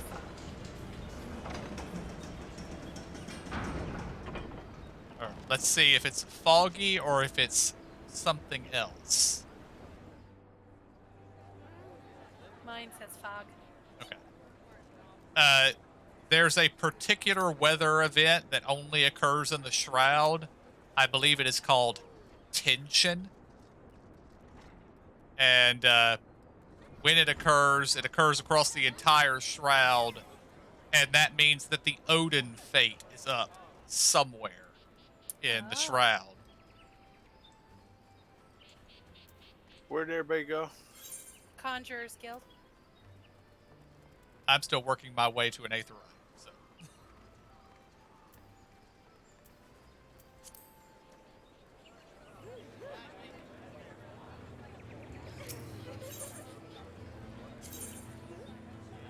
Did y'all forego the airship and just teleport? Yeah, I teleported. No, I went to the airship. I think I was the only one teleported. Everybody else came from the airship. My audience with the Elder Seer is due to commence momentarily. I would be grateful if you would once more see to the task of recruitment here in Gridania. After you deem the well of potential candidates has run dry, let us rendezvous at the airship ticket counter as before.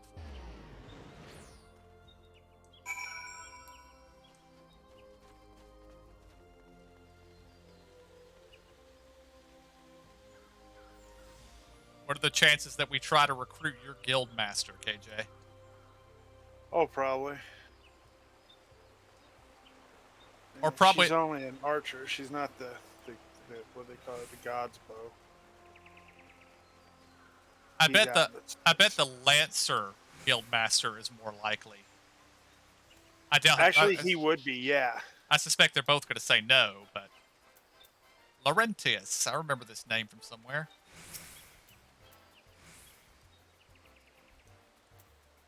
Gods, can it truly be you? By what fickle fortune must the first face I see upon my release be yours? Could it be that you don't remember me? It is I, Laurentius, the man whose crimes you exposed. I was a whaler and a regular patron of Buscaran's. Oh yeah, I remember who you are now. Yeah. Well, of course you do. I was beginning to wonder if jail had changed me more than I realized. Not that I have any particular wish to be recognized after my shameful conduct. The less said of my past, the better, I suppose. And what of you, adventurer? What brings you to this part of Gridania? Recruiting, eh? And what is your policy on reformed convicts? As matters stands, the Wood Whalers will have not more to do with me. This may be just the second chance I was looking for. Revenant's toll, you say? I shall leave at once. You shall not regret this, I promise you. I'm a changed man. Well, if not, we can always just kill you and leave you in a crystal somewhere. Mm-hmm. Or hide him under a crystal.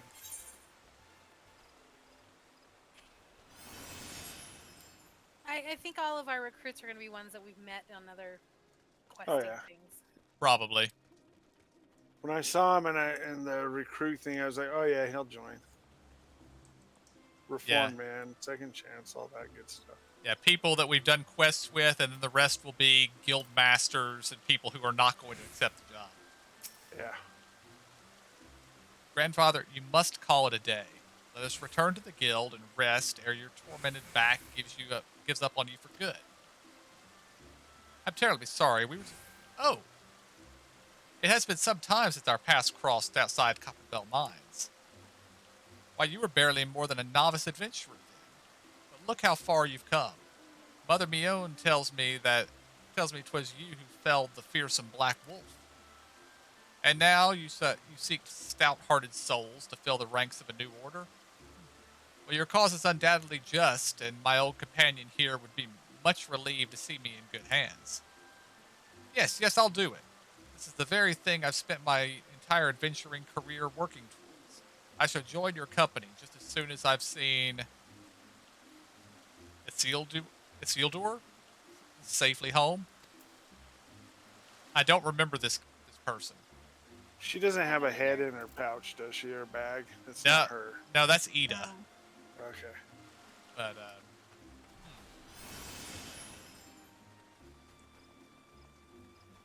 Yeah, I don't remember her either. She could be from a quest we haven't done yet. And they just assume we have done it. Yeah. Ah, the butler. The butler. I've been finding out butlers and maids can be quite badasses. indeed, you would offer this old man a place in your company of champions. I am both puzzled and honored by your invitation. Pray forgive me, young master, but I cannot accept. I have sworn to abide here for whatever scant years remain me, and bear responsibility for the evils my lady has wrought upon this land. I don't blame you. You're, yeah.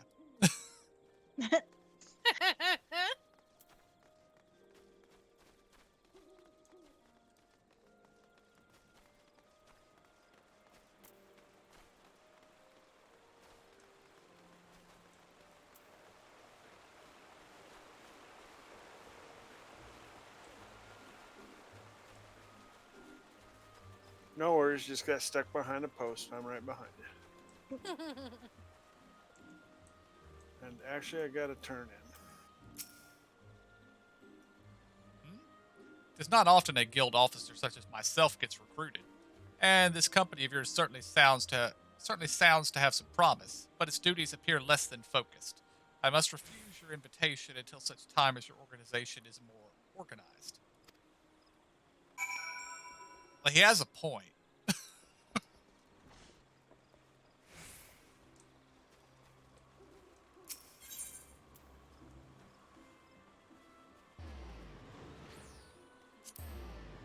Where to? Airship landing.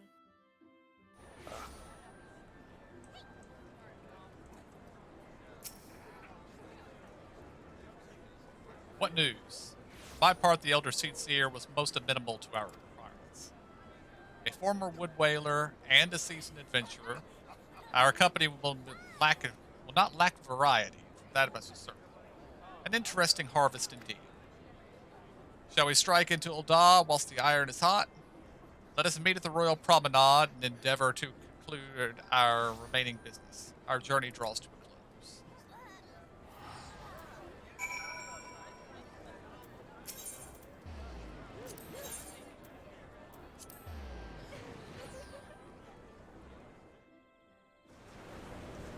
Oh, Aliane was the one of the DPS in Edda's group. One of the ones that left after the whole incident with the head. Oh, okay. Got ya.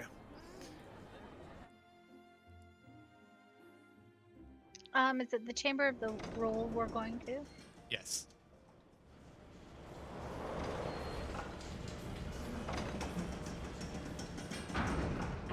Why can I not? Oh, because there's the word the.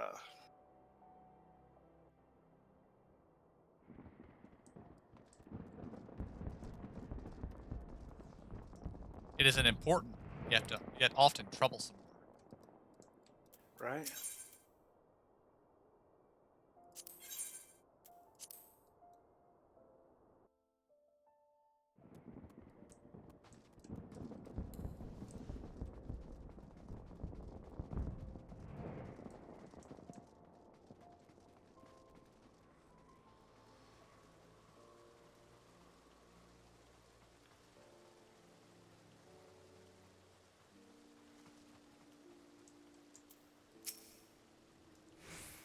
Ul'dah, the Gilded City, where one's fortune defines one's worth.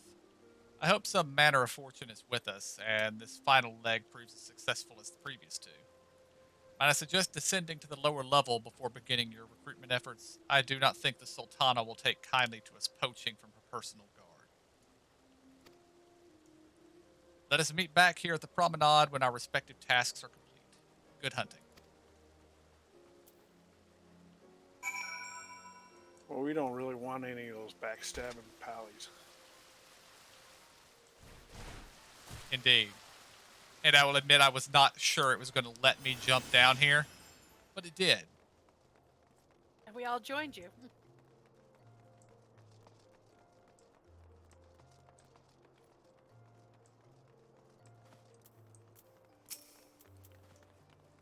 Have you come to tell me the news, soldier? Well, I've already heard it. Seems the would-be savior of Ul'dah's refugees went and got himself killed. And not by your hand. He was just as much a pawn as the hapless cast-offs he sought to deceive, eh? That's not why you're here. Ah, you'd be surprised what rumors drift down to Pearl Lane. I know of this glorious new company of yours, and just how far I'd go to avoid getting involved with it. Whispers on the street say your organization is funded by corrupt coin, by syndicate money. If you think you're recruiting for a just cause, then you're a bigger fool than I took you for. Okay.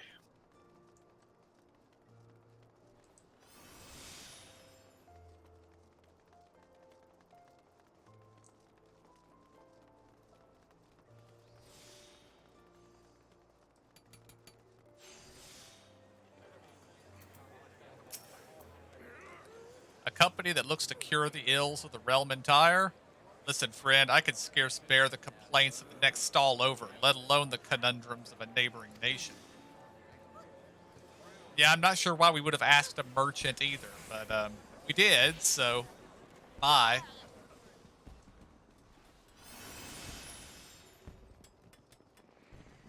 Yep, dead end this way.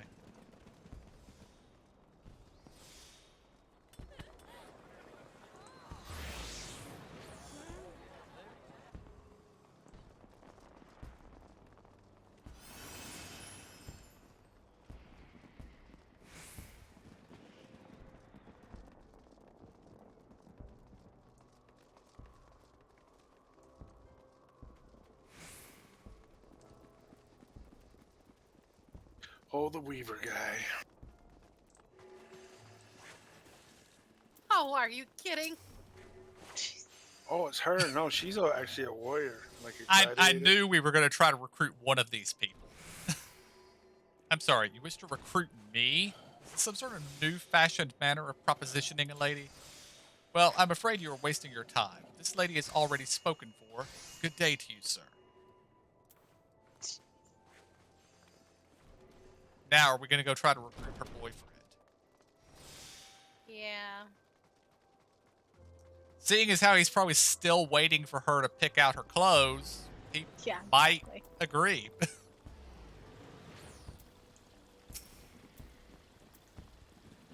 Oh, what a happy coincidence. Do you remember me, perchance? I am Orson of the Church of Saint Adama Lundama. Thank you again for your timely rescue. And I must also thank you for preventing that fraudulent priest from preying on Drybone's less fortunate. A most upsetting business. Are you here with your companion Thancred, wasn't it? Ah, 'tis new companions you seek. Your proposed organization sounds a powerful force for good, but my place is at the church with the children. Nevertheless, I wish you well in this undertaking.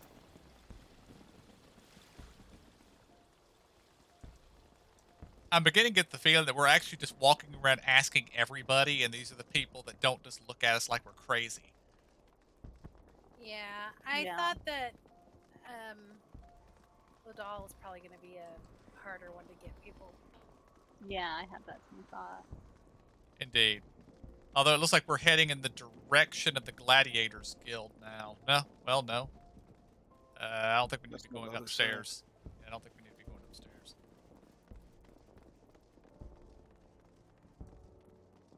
But no, we're actually not heading to the Gladiators Guild. Yeah, Coliseum.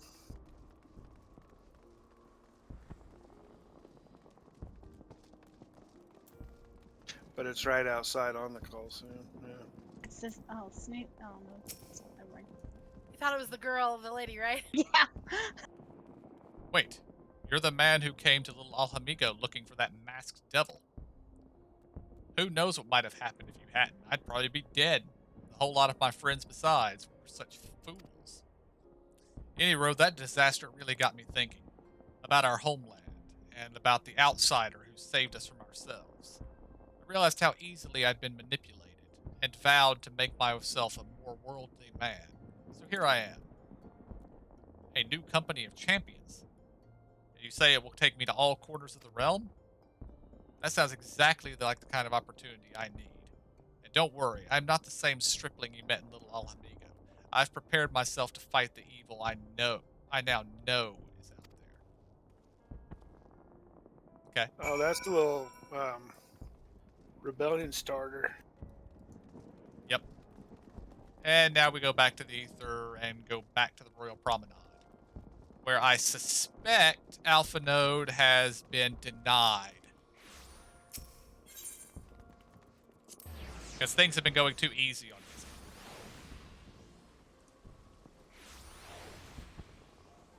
And of course, everything doesn't work in Ul'dah.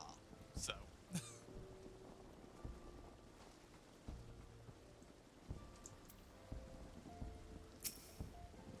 Or has he been sitting here this whole time waiting to be seen and hasn't been seen yet? How fared you? What hidden gems did the streets of Ul'dah offer up to your unrelenting gaze?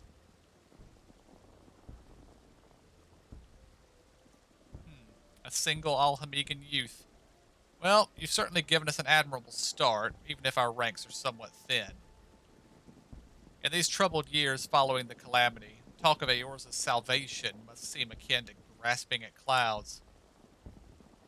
But there are those who have risen to the challenge nonetheless. And the hope that inspires these people was born in no small part from the victories you yourself have won. Thank you. I will not squander the precious gift you have placed into my keeping.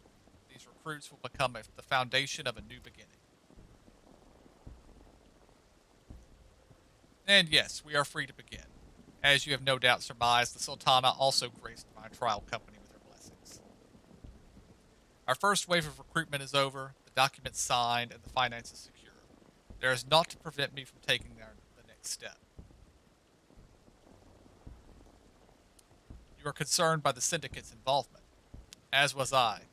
Thus was the origin of every coin of their contribution carefully scrutinized and recorded. This organization will not be built on corruption.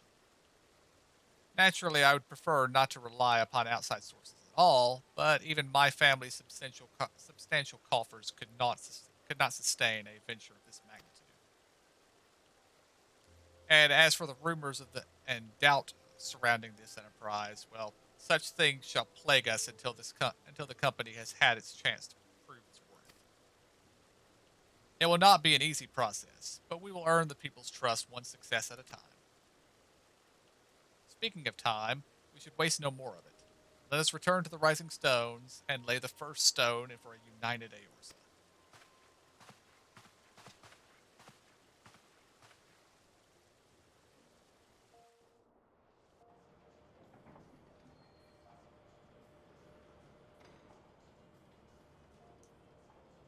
Oh, and as I understand it, this other city they've mentioned several times, Charlatan or something like that, that will be the primary city in the new X pack that comes out later this year.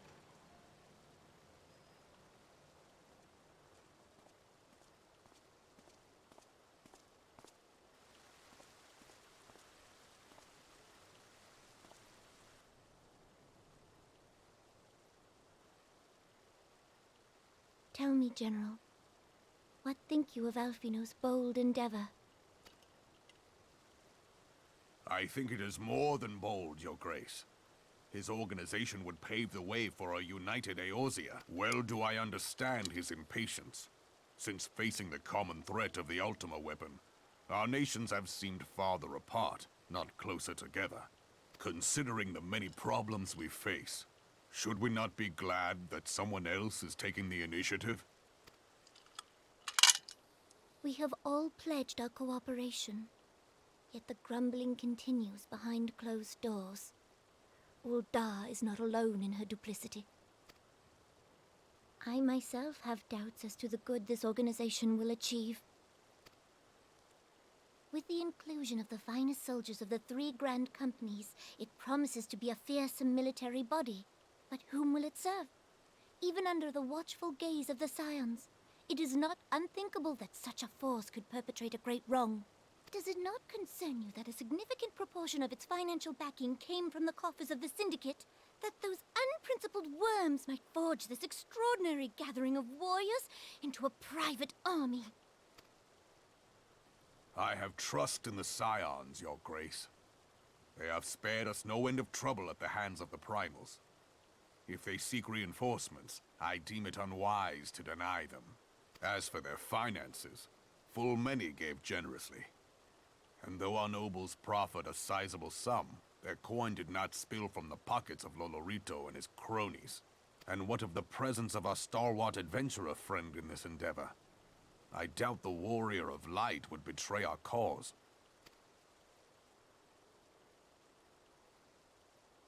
Yes, there is that, I suppose. Yet I have known people to change. Whether we will or no, the events of the age hurl us this way and that, like a dust devil skipping across the sands.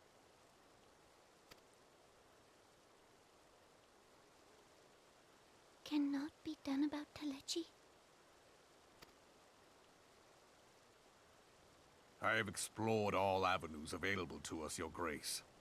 But as Ul'Dan law now stands, we lack the evidence to convict him of any crime. To arrest him on spurious grounds would only play into his hands.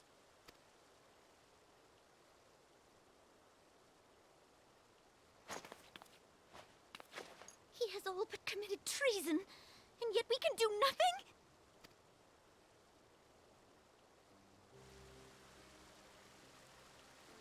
Then what good our government?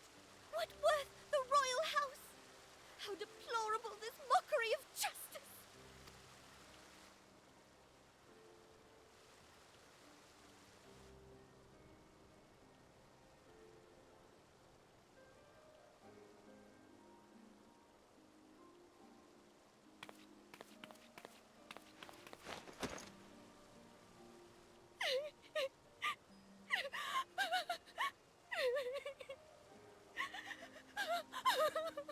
Have faith, Your Grace. It is not over.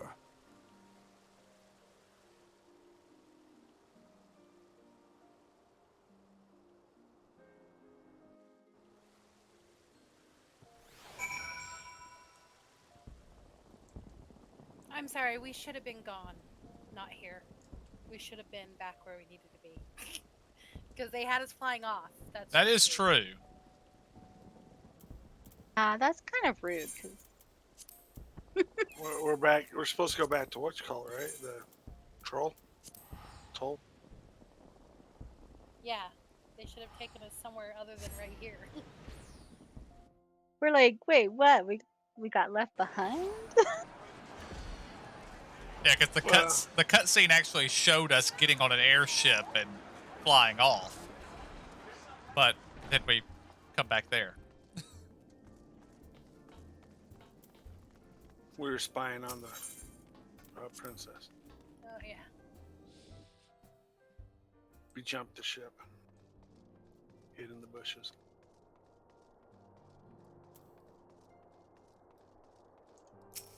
That's how all that went down. We're really ninjas.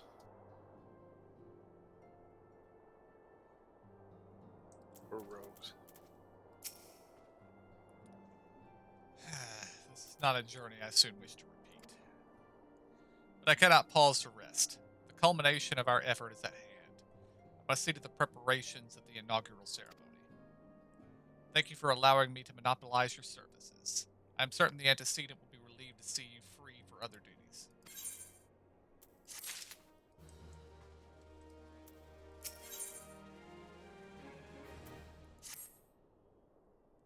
Greetings. Alphanode tells me all is in place to begin his trial company. The Scions shall certainly be grateful to have the support of such an organization. The inaugural ceremony is set to take place here at the Rising Stones. Tataru is cooperating with Alphanode to see if that all is in readiness, so I'm afraid the recruits themselves have been left to their own devices for the time being. Quite a number of new faces have arrived in Revenant's Toll of late, and I wonder if Slaffborn might not have find himself overwhelmed. Would you speak with him and see if if there's aught he requires.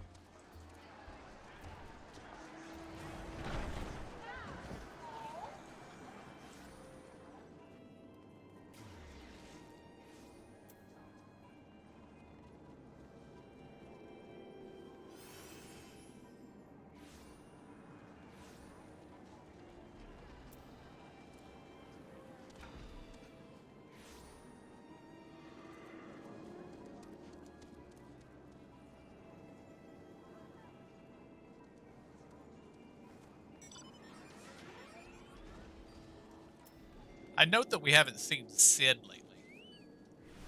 He's over in Yeah. that crystal place. True, but I would have expected him to show up here in the actual quest line somewhere.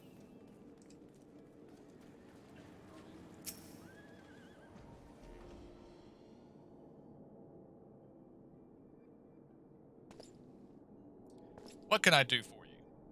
I thought you'd have your hands full helping out with this new arm of the Scions. I barely noticed your recruits arrive. It was barely a trickle compared to the flood of treasure hunters we have passed through here every day. While I appreciate your offer of aid, it is more your burden that concerns me. I'm told this trial company will answer directly to the antecedent, so I trust that means less work for you in the long run. Slaffmore, the shipment. We couldn't.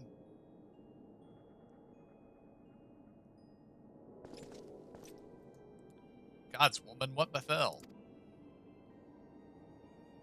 We were bringing a shipment to Revenant's Toll, provisions earmarked for the frontier effort. But just as we sought to cross over into Mordania, we were set upon by brigands. I believe they may have been heretics. There were too many. Too many. We only escaped with our lives by abandoning supplies. Pray forgive us. There's naught to forgive. Provisions can be replaced, but smart soldiers are hard to find. Take your rest, and I'll have someone along to tend to those wounds. What to do? If heretics are involved, and this is likely to be more than a case of simple thievery. Ishgard will need to be informed. Whence did these supplies originate? House Fortemps. We collected the provisions from Camp Dragonhead proper. Understood. I shall see that they are apprised of this development. Were you not on good terms with the Knights of House Fortemps? Yes, I'm on good terms with everybody. I would be sending them a missive immediately, of course, but I would also have you travel there and offer your considerable talents. Yes, I realize I contradict my earlier hopes to lighten your load, but I need someone who can help bring this incident to a satisfactory conclusion. Our favorable relations with Ishgard are far too important to risk half measures. Thank you for your understanding. I'm certain Lord Hausfont will be glad of your assistance.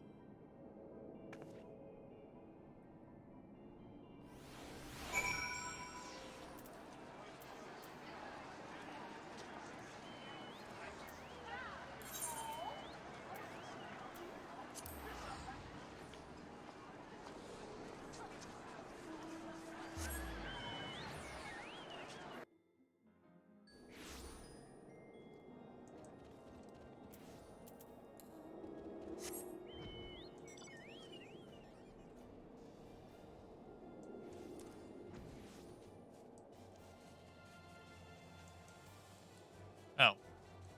I don't need to fly anywhere.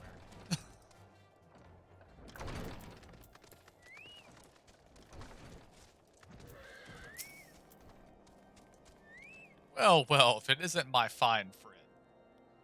Would you care for a plate of roast cargill? Some mulled wine? No? I see if you've not come to my hall merely to escape the biting cold. I was, in fact, on the verge of opening an urgent missive from Revenant's Toll, and I suspect the timing of your arrival is no coincidence.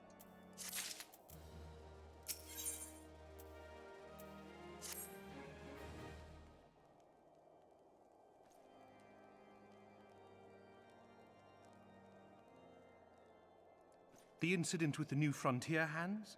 No, you need not elaborate. I have been following their progress with no small amount of interest. Brave men and women all. They do our nation a great service. The existence of a fortified outpost in Mordona will do much to dissuade the Empire from trespassing on Kurthus soil. Oh, this guy has a voice now. Right glad am I that you have chosen to lend your support to this endeavor. Never let it be said that House Fortom does not acknowledge the efforts of her allies, or her debts. And I have been badly mispronouncing the name of his house. 'Twas in the spirit of gratitude that I arranged for sundry supplies to be delivered to Revenant's Toll. That the shipment should chance to be waylaid by heretics is poor fortune indeed. Poor fortune, I say, yet not without precedent. If you would know the truth of it, these incorrigible villains grow more organized with each passing day. This new unity of purpose we attribute to their leader, the Lady Iceheart. But though I have devoted significant resources to the task of identifying this woman, we have yet to learn so much as her birth name. What we do know is that the heretics speak of Iceheart in reverent tones, and would gladly embrace death rather than betray her. Such loyalty is rare indeed, and I fear to imagine what so committed a collective might achieve. The brigands have not yet been so brazen as to risk direct confrontation here in Dragonhead. Some few of their number have, however, been sighted not far to the west of here, and with ever-increasing regularity. A visit to Whitebrim Front may bring you the answers you seek. Will you brave the snows, knowing what implacable foes may lie in wait? Halone's blessings be upon you! Though I take no pride in the admission, many of mine own countrymen are not so well suited as you adventurers to dealing with such foes. Were they dragons, it might be otherwise. But truly, I could not wish for a finer ally. You have done much for my house in the past, and I have no doubt but that I shall have cause to celebrate your deeds again ere long. Should you learn aught of value, pray return to me forthwith. A warm hearth and a warmer welcome shall be waiting for you.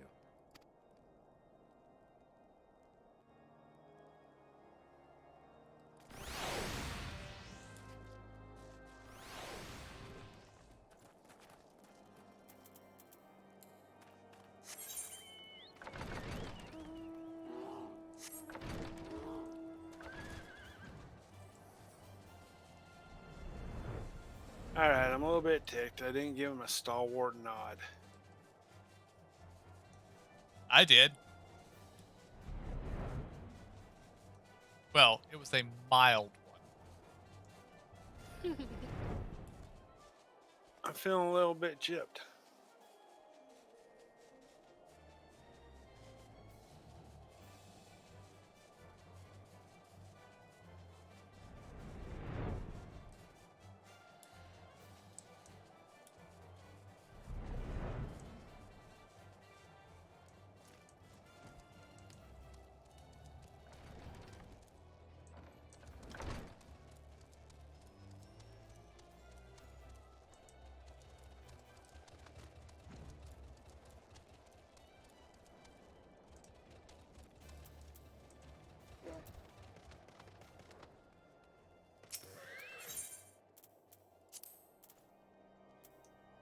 Oh, I thought the guy was upstairs. Is he downstairs on the main floor?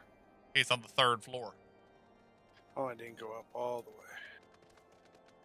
Is there aught you would ask of me? Pray speak plainly. I am a man of action and need no honey words. On the trail of a band of thieving heretics, you say?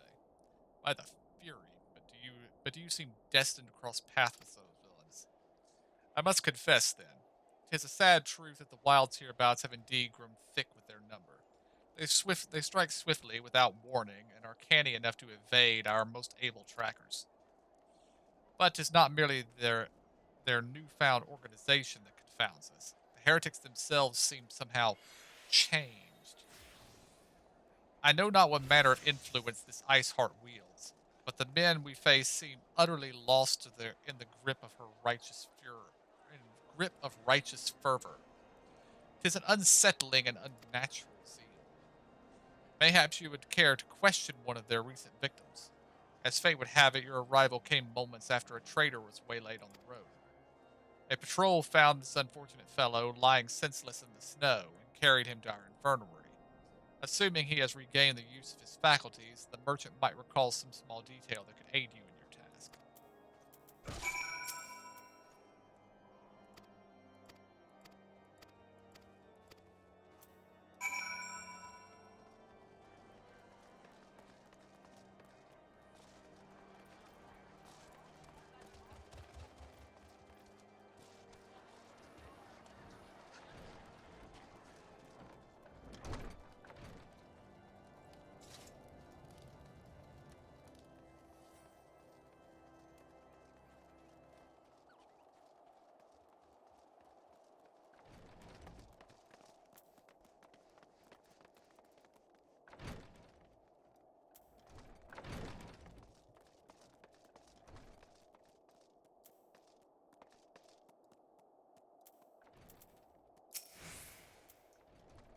Tell you what happened?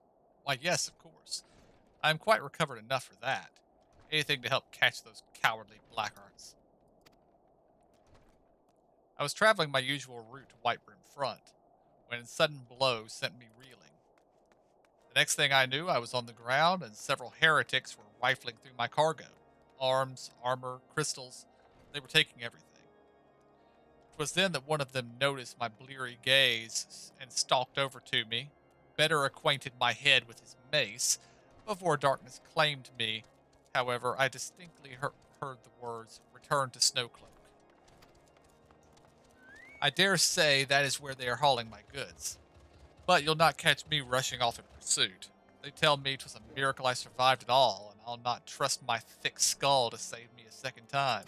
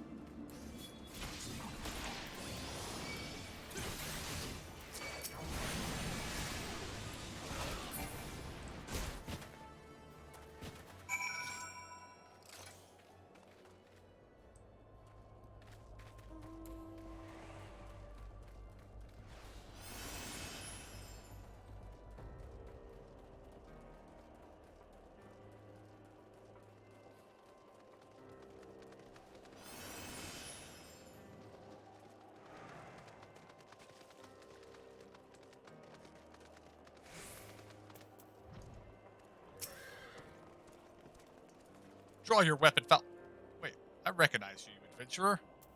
You come seeking heretics? Then we share a common purpose. We were on patrol when we chanced across one of their raiding parties and pursued them here.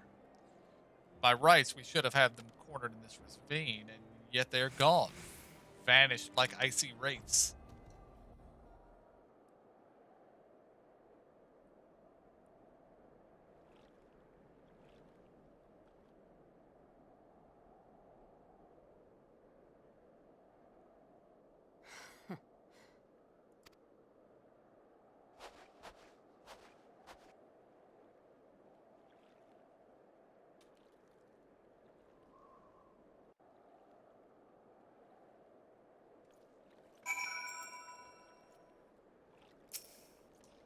She must be important. If we got a whole cutscene with voice acting just to have, Mm-hmm. Mm-hmm. you glimpsed a woman atop the cliff. Could it be Iceheart herself come to sneer at our folly? Yes. And to where did she disappear? The heretics must have discovered a passage through the frozen wall. Some hidden tunnel that escaped our notice? We have not the men to risk further investigation. It would be best if we were to return to Whitebrim Front and lay our suspicions before Lord Drillmont.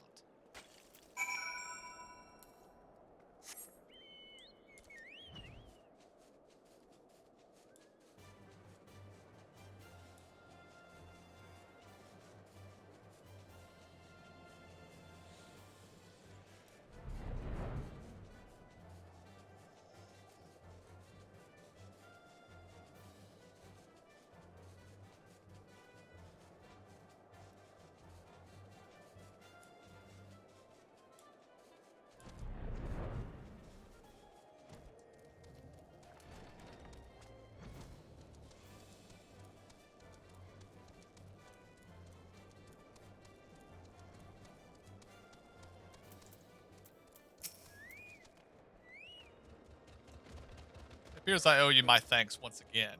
The surviving knights spared no detail in their report. The men you found out near Snowcloak were some of my finest.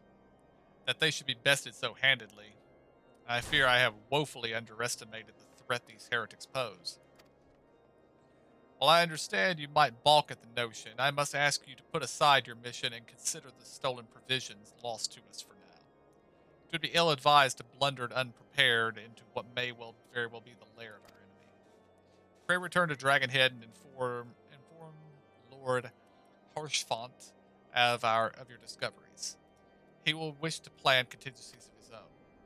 As for Iceheart and her fanatics, the freezing heights of Snowcloak will not shield them from our justice for long.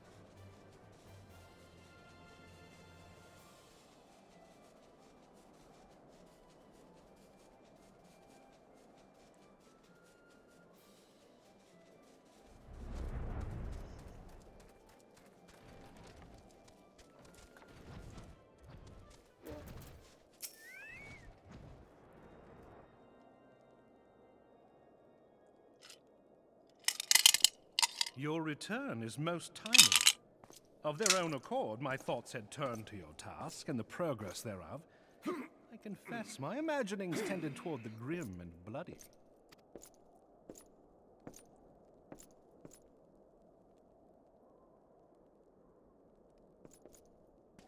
But you are here now, and I suspect such frivolous wonderings do little justice to the reality of your travails.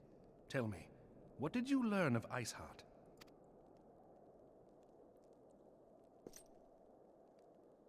Indeed, and this transpired at Snowcloak? Of all the highlands, that towering wall has borne the worst of the region's brutal shift in climate. So inhospitable has Snowcloak become that we have still to survey the area in its entirety. Could its frozen heights conceal the heretics' hideaway? Mayhap a more robust reconnaissance effort is in order. Putting such considerations aside for the moment, we still know far too little of this Iceheart. That she is capable of commanding such a band of fanatics bespeaks natural authority, and no small measure of charisma. I find the dudes in the background doing squats rather distracting. Mm-hmm. As much as I would like to fathom this mystery with you, the situation has grown beyond my personal purview. I am bound by duty to inform the Temple Knights and request that they bring this matter to its conclusion. Given the glowing reports the new commander has garnered thus far, I am certain that they can be relied upon to take appropriate action. Though Iceheart's true identity yet eludes us, you have provided us with a point from which to begin. Sometimes it takes but a single stone to prompt an avalanche. On the matter of the stolen provisions, I have already made arrangements for a second shipment to be sent to Revenant's Toll. I could not well allow such an honorable venture to be undermined by one miserable setback.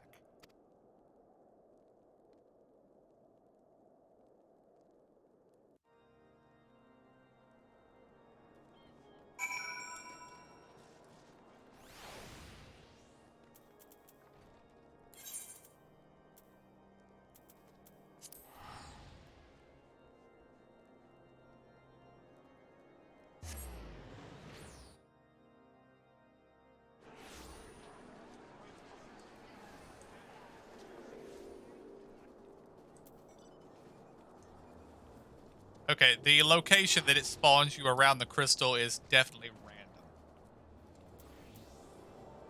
Oh, where'd you guys go? Back to Toll? Revenant's Toll. Do Yep. you have a teleport? Well, yeah, my home beacon, but I didn't see you guys take off or anything. I just looked and you guys are gone. Ah. Where'd everybody go? It's good to see you return to the Toll. How fared you in the frozen wastes of Orthus? I've already forgotten how to pronounce this, so it's back to House Four Temps. Is to send us a second shipment. I must send thanks to Lord Haushenfront for his continued generosity. Yet even as our town grows in prosperity, I fear it will attract even greater numbers of those who would do us harm in the name of greed or power. All of us, Alpha Node's new recruits included, must remain vigilant against such threats.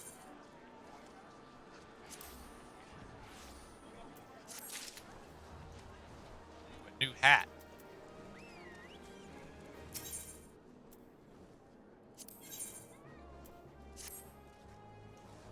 While you were away in Corthus, preparations for the inaugural ceremony were all but completed, although Tartaru does yet seem somewhat flustered. I've taken enough of your time. Why don't you head to the Rising Stones and see if your frantic receptionist could do with a hand?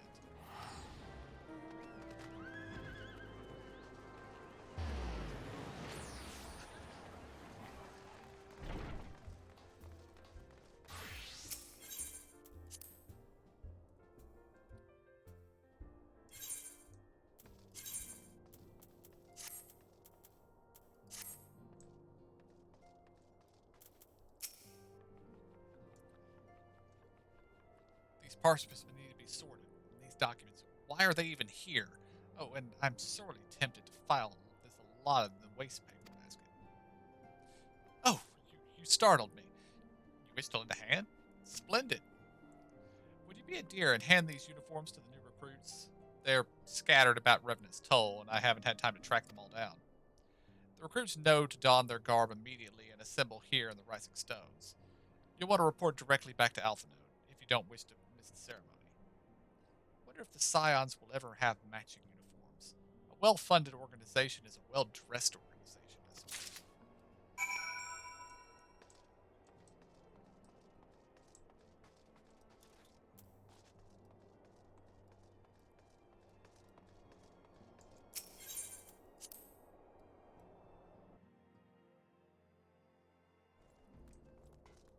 Okay, where'd you guys go? Back outside. Well, I mean, where did you go after you talked to that dude? I don't see. You go into the place and talk to Taru. He's right up in front of you on the left.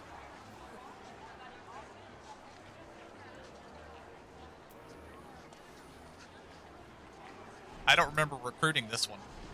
I don't either. Those who believe this company will see no riches are the short-sighted fools. The giving of oneself is an investment in the future. Thus did I sign my name to the cause.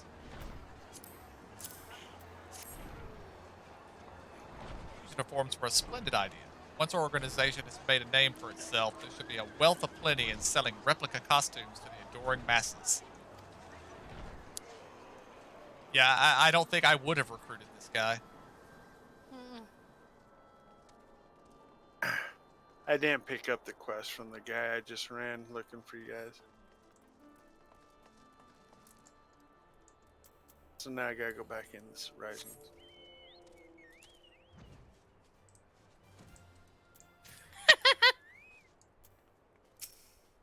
This guy's funny. I thought it best to mimic my fellows here, but I admit that I have no idea what we're supposed to be doing.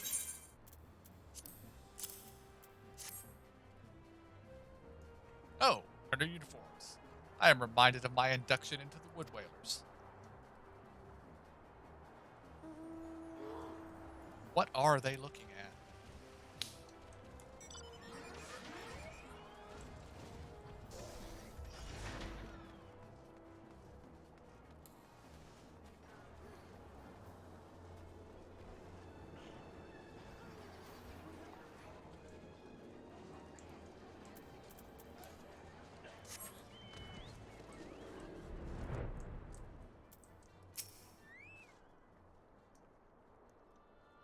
Isildur has at last retired from the adventurer's life.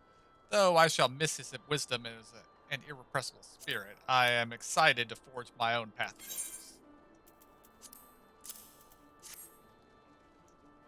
Ah, yes, the uniform. Thank you. Truth be told, the thought of pledging myself to such a lofty organization is somewhat intimidating.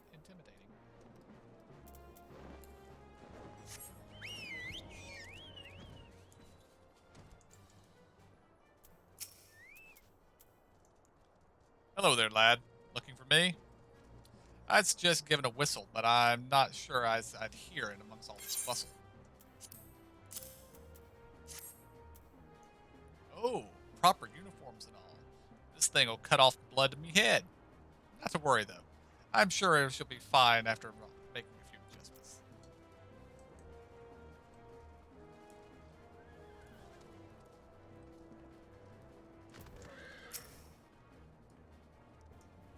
This scarlet garb marks me a proud member of the Maelstrom and a hardy defender of Limsa Lominsa. Yet in truth I stand for the betterment of the realm, and though this new company a fine opportunity to contribute on a grander scale. Now you're gonna have to stop wearing red, buddy. Yeah. Oh, that's a striking shade of blue. Put alongside my Maelstrom uniform, my wardrobe will certainly not lack for color.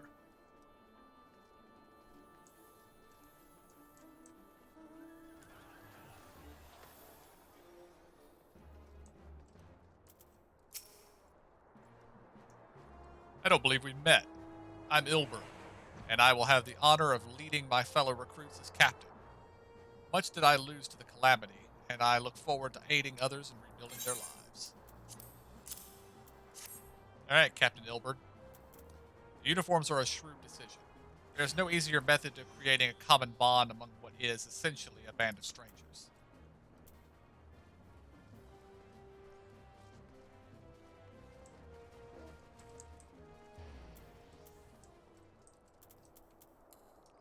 Okay, this quest is essentially punishment for dismounting. Excuse me, where did you just get that mount? That one that I was doing on? Uh-huh. That's the one from this list. Oh, okay. Gods, I did not expect to meet you strolling about town. The tales of your primal battles are what inspired me to come to Revenant's Toll.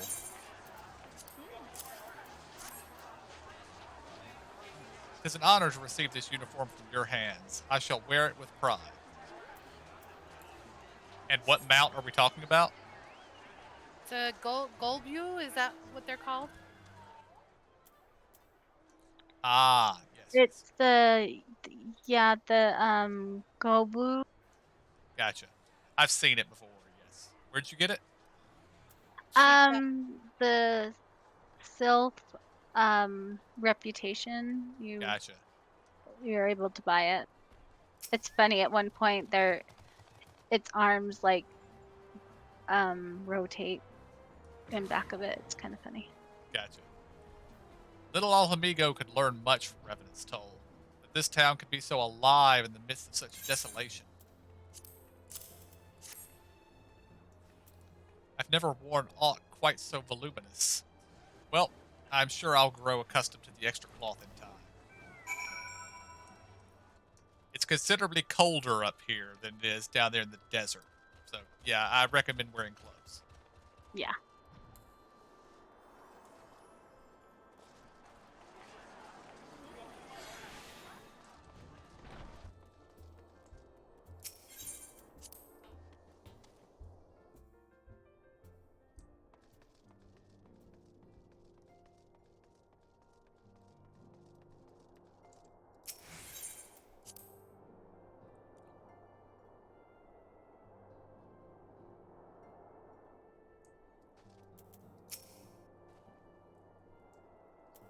Tasha mentioned you were handing out new uniforms. I assume you've now met the rest of the recruits. Some few answered the call to arms I put forth through the established grand companies and such. We're not yet an army, but there is much a small corps of elite warriors can achieve. Did I mention I'd thought of a name for the company? Tis my hope that it shall soon be known as across the breadth of Eorza. The moment of truth draws near. Once the last of the recruits have gathered, I shall make the official announcement.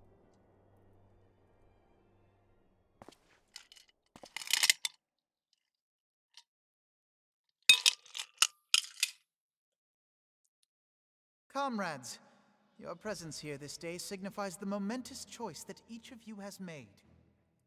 With your strength now pledged to the Scions of the Seventh Dawn, you are beholden to no single nation. You stand as the vanguard for a united Eorzea.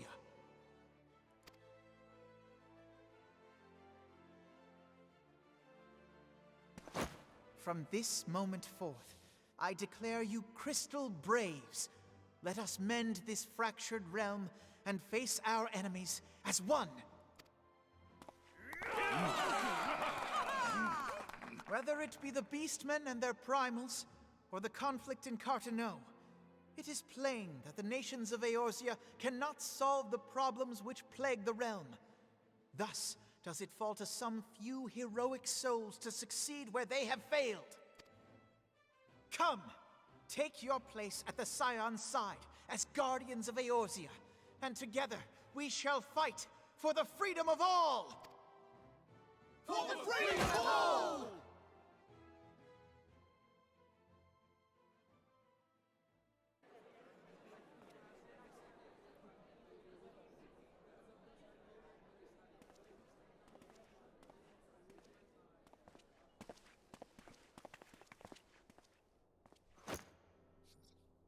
A rousing speech, Alphino.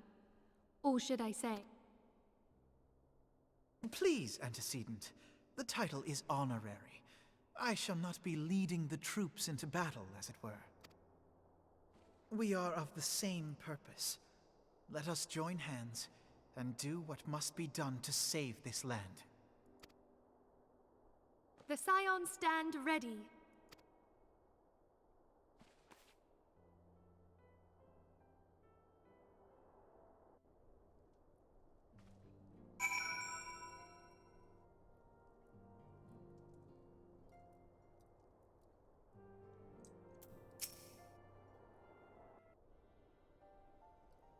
I'm eager to see what the Crystal Braves might accomplish.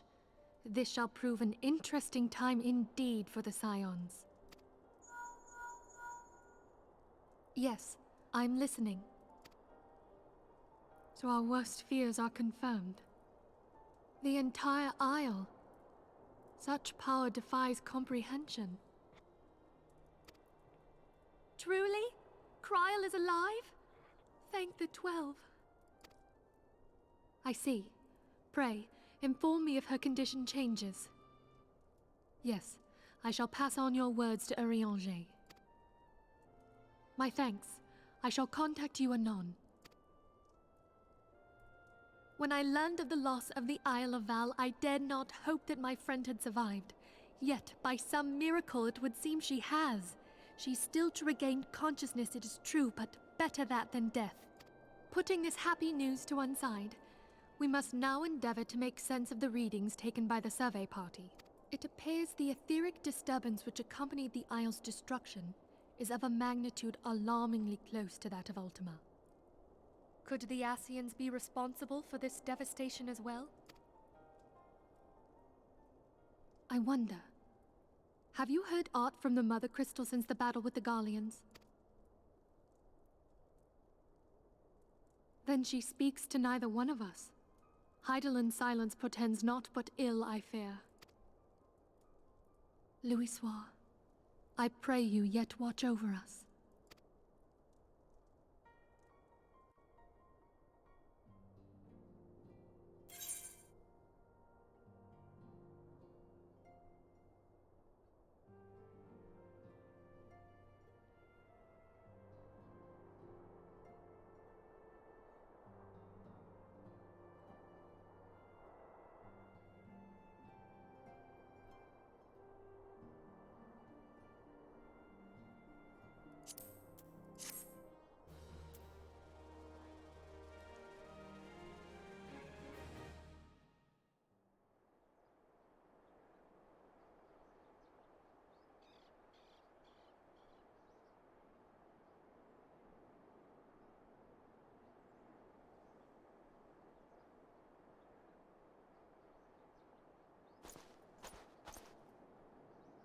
Very good. See that the provisions are prepared for transport. Let us hope that this shipment is spared the fate of the last.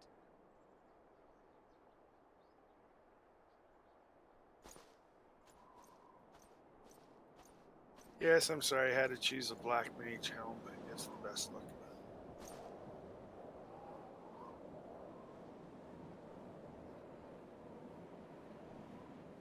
The winds are uncommon fierce this day.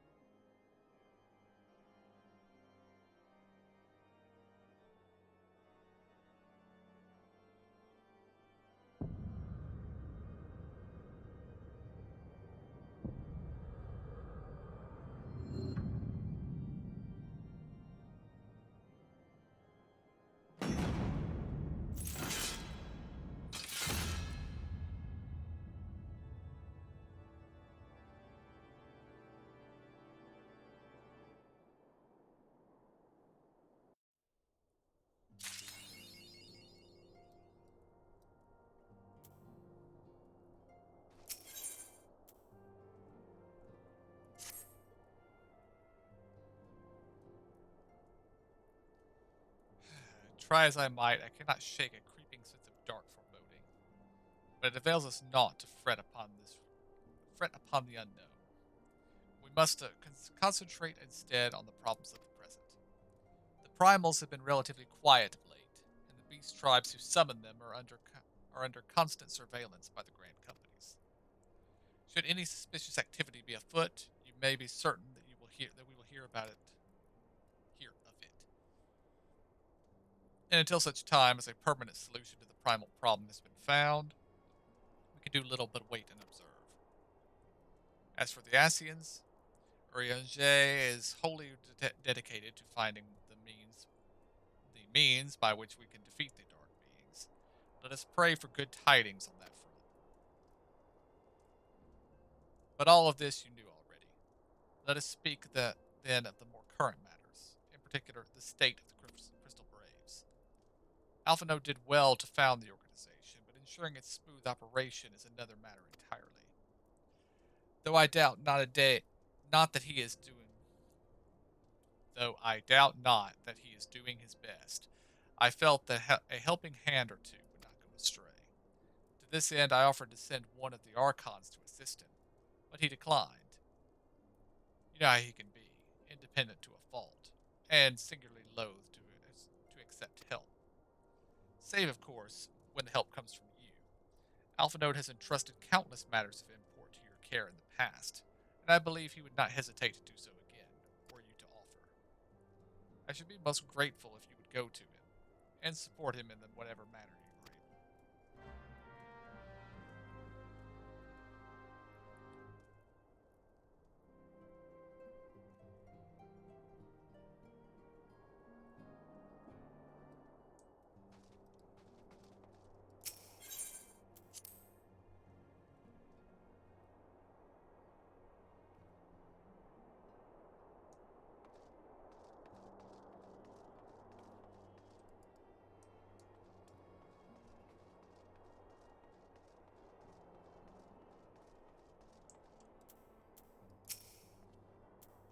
What is it?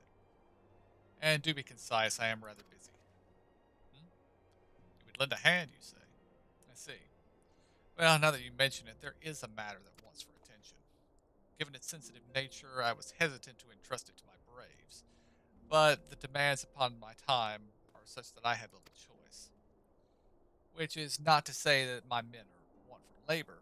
Though we are but newly formed, there is already great demand for our services, and we are hard pressed to answer all petitions, but I digress. The fact is, I would sooner attend to this particular matter myself, but my presence is required elsewhere. That being the case, I have entrusted its resolution to my second in command, Captain Ilbert. Tell him that I sent you, and he will furnish you with the particulars. My thanks in advance.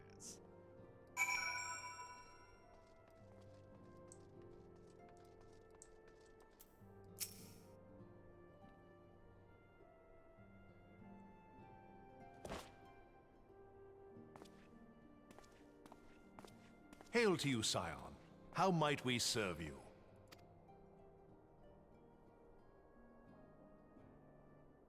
Commander Leveilleur bade you serve us? These are welcome tidings indeed. Given the sensitive nature of the task, I could not rely on one of my own.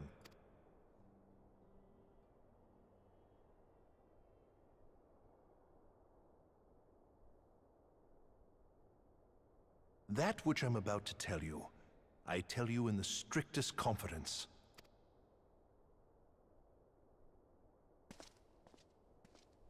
Some days ago, we received certain documents from an anonymous source.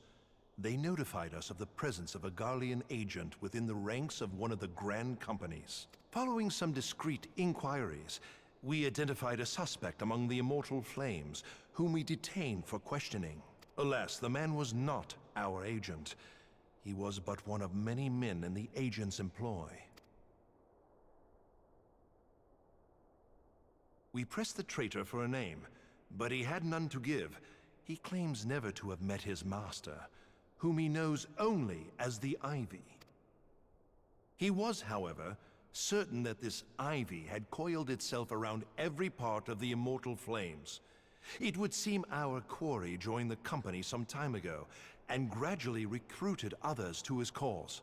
These conspirators are the vines by which he learns our secrets, all without exposing himself.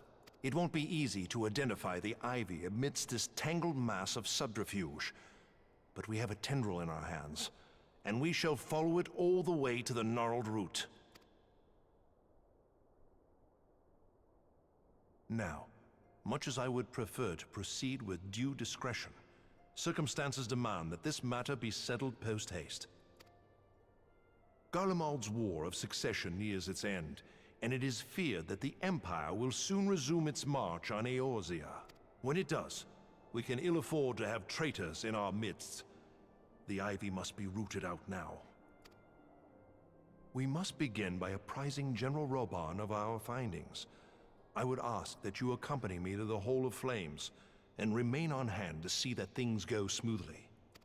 Assuming the Ivy's tendrils are as widespread as we believe, he will be aware that an investigation is underway, and if that is the case, he may well move against us. We must be prepared for anything, while taking care not to betray our purpose by seeming prepared. A simple enough task for a one-man army like you.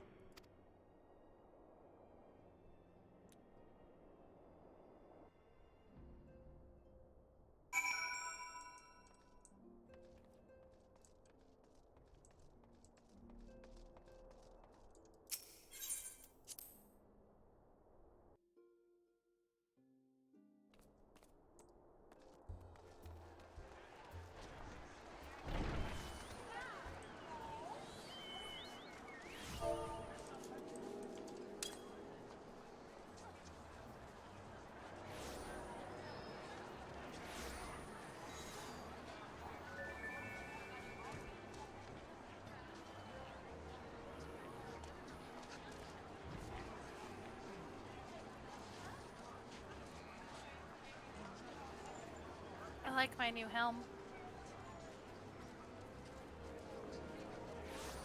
I'm not really a fan of mine.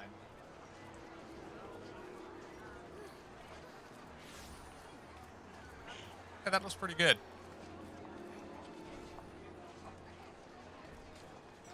Mine, however, appears to be a couple of olive branches with a lion's head in between.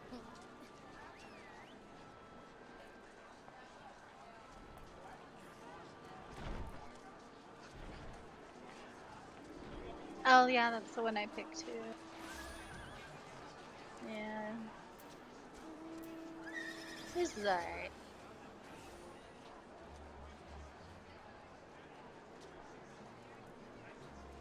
Mine, however, is not an upgrade.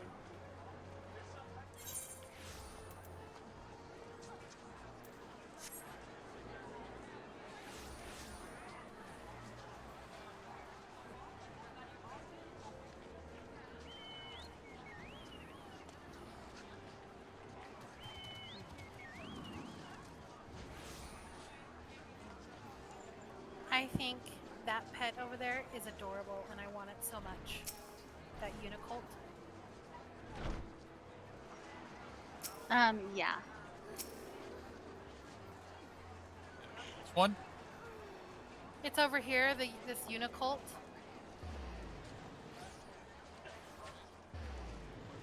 She's running away with it. Ah. It's so cute. It's just a unicorn that looks kind of like the unicorn mount that we have. I thought you were talking about the little fawn over here. The fawn is cute too. Yeah.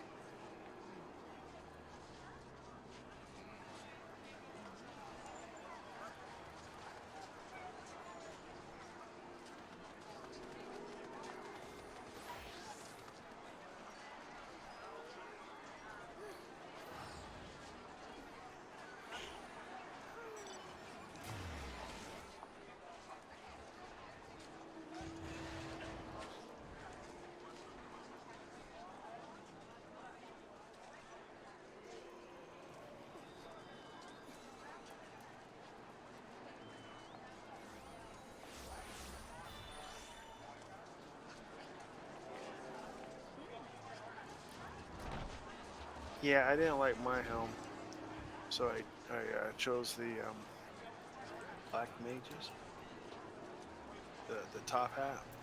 I'll just have to wait till I can use it then. Alright. Besides, well, this hat's only a 90, but I've got stuff I'm going to make a higher one soon. Gotcha. Hall of Flame. Yep.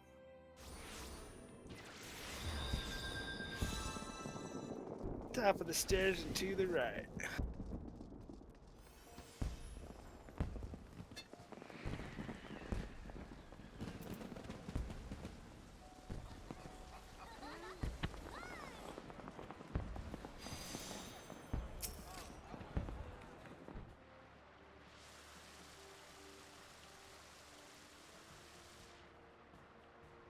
Well, well. What brings you here, my friend?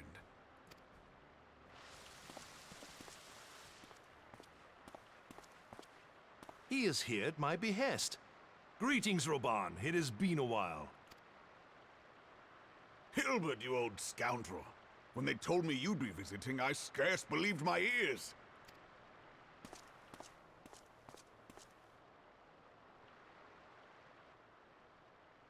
But look at you!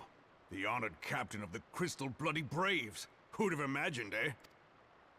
Not many, but fewer still would have imagined your destiny lay in politics, old friend. Aye. We've both come far, have we not?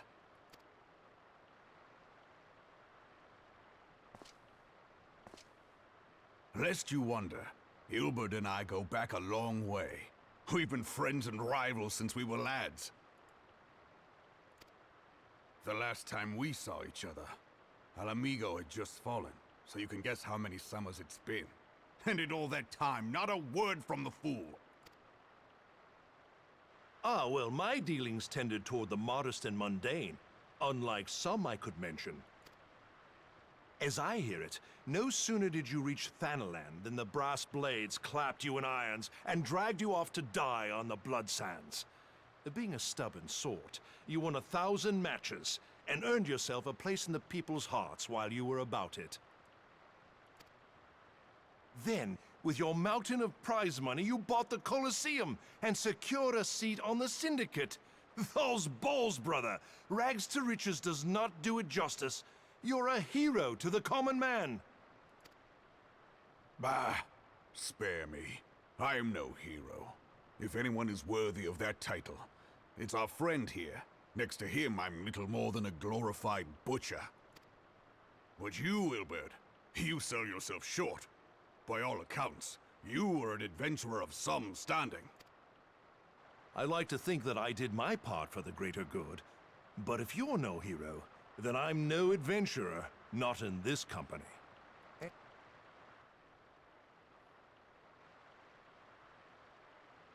I have tidings.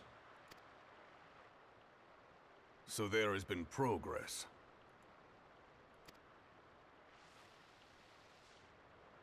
I've let it be known that this meeting is a reunion between old friends. None will give your visit a second thought. To convene elsewhere would only attract attention. Let us speak here, in plain view of all.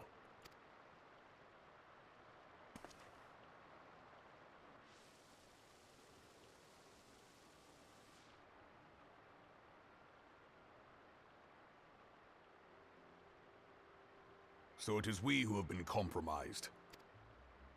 Teleji Adeleji's machinations have shaken Ul'dah to her foundations. In such uncertain times, a man's loyalty may be bought for a fistful of gil. But if this snake has truly been in our midst for as long as you say, we must needs consider a far graver possibility. Conspiracy. Could it be that the Monetarists have been in league with the Empire from the first? Very well. I will have my most trusted men investigate the matter. Continue your inquiries in the meantime. It does me well to see you again, old friend. When next we meet, let it be over a flagon of ale. I look forward to it. Let us reminisce of bygone days, and drink to the future of our homeland.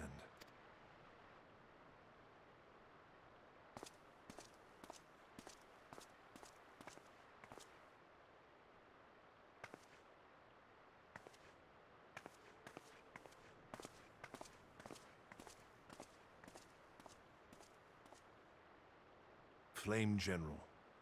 You wear the mantle well, old friend. I must work hard if I'm to keep up. Well, it would seem your services were not required after all. I dare say we have Roban's prudence to thank for that. Still, I was glad of your presence. My thanks, Scion.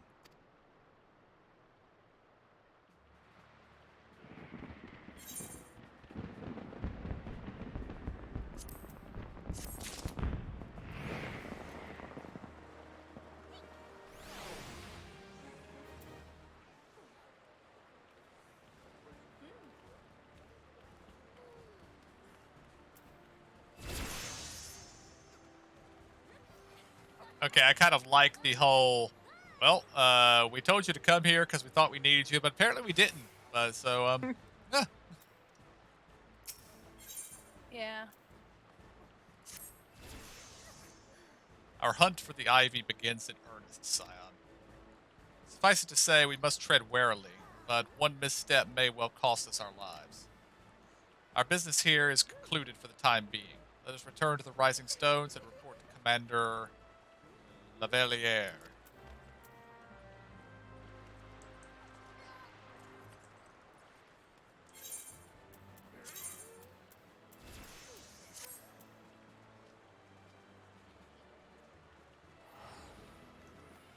Okay, my new gloves show promise. Oh, good. I look forward to the rest of the set. I'm a little tired of being all shiny and white.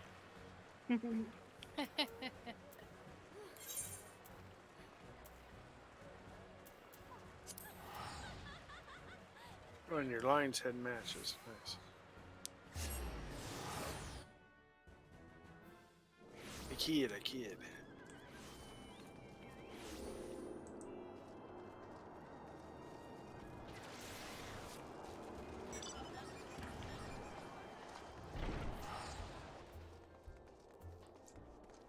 Oh, and for the record, we have completed 2.3 and are now in 2.4 stuff.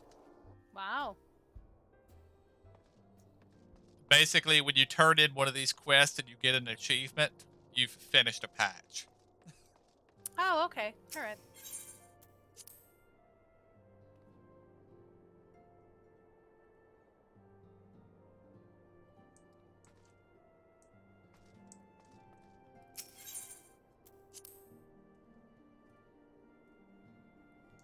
Note to self, I do not actually need to go visit Menphilia. Yeah.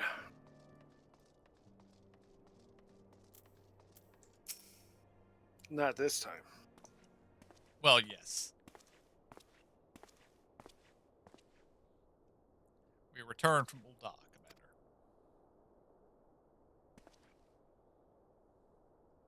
And not a moment too soon. Something has happened. Trouble? You will recall that the Fourth was tasked with reconnoitering the rendezvous site with the site used by the Ivy's minion and his Imperial contacts. Soon after you left, we received word that the unit was ambushed en route to its destination. God damn it. According to the report, one of ours has been taken captive. The Garleans are not wont to treat their foemen with dignity, and I have grave fears for her safety. We must dispatch a rescue party at once.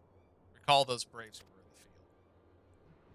Begging your pardons, Commander, but we have not the time. I'm afraid I must ask for your aid once more, Scion. An ill-prepared rescue party will only serve to provide the Garleans with more captives. Yet, time is of the essence. Simply put, you are our best chance. You are the best chance we have. Captain Ilbearer has the right of it. I trust you are willing, but of course you are. Now, Aliane of the Fourth lies in wait in the Tangle, near the entrance to the Castrum Sentry. Seek her out, and she will apprise you of the situation.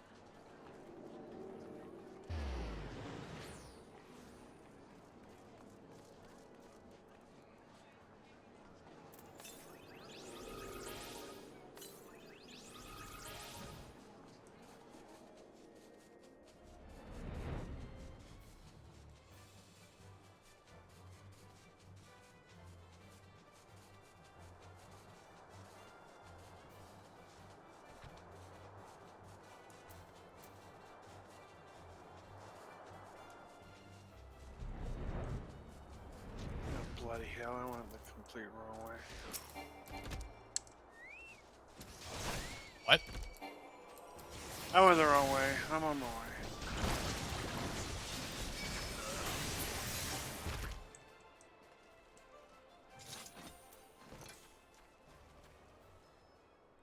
KJ needs to remember to follow the pink thing. No, you guys were already gone. No, we were there when you came out of the building. Yep. And by the time I got up and turned around, you guys were already out of the shot of my map. You would aid us in our rescue mission? We are in your debt, warrior. Now time is against us, so allow me to brief you on the situation. The Garleans fell upon us without warning, wounding poor Resh.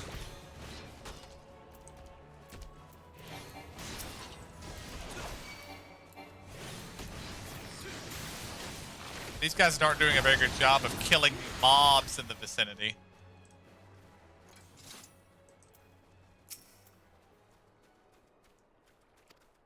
The Garleans fell upon us without warning, wounding poor Resh and hauling her away to the castrum yonder. Outnumbered as we are, it was all we could do to flee and regroup. Even as we speak, the Garleans may be interrogating Resh, or worse. With her hurts, I fear she will not long survive their attentions. We must rescue her without delay. Our order may yet be in its infancy, but the bond that binds us is strong as Mithril. None of us will stand by while our comrade suffers. We, the remnants of the Fourth, will infiltrate Castrum Sentry. Please help us find Resh before it's too late.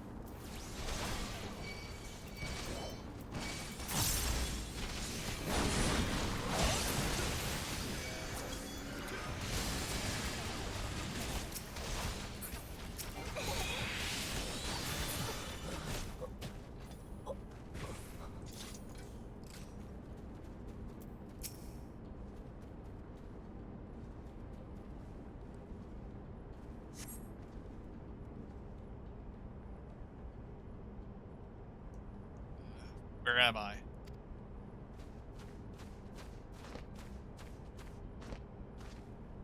This is a trap. Yes. The question is whether we sprung it already or not. Uh-huh. Thank the gods we found you. And thank you, Warrior Flight. You have to quit this accursed place. Resh cannot move with those wounds. She will need to be carried out. I believe a diversion is in order. I would trouble you to provide one. Given your reputation, I suspect the Garleans will be only too happy to grant you with their undivided attention. If you were to create a commotion within the castrum, we should be able to steal away unnoticed. Let us speak again when we are safely outside these walls. I'm good at diversions.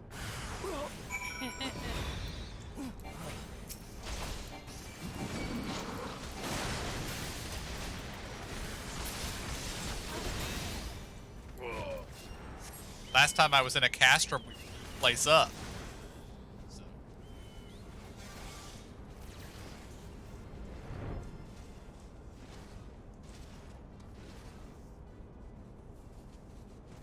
Did you guys get stuck in that fight? Mm-hmm.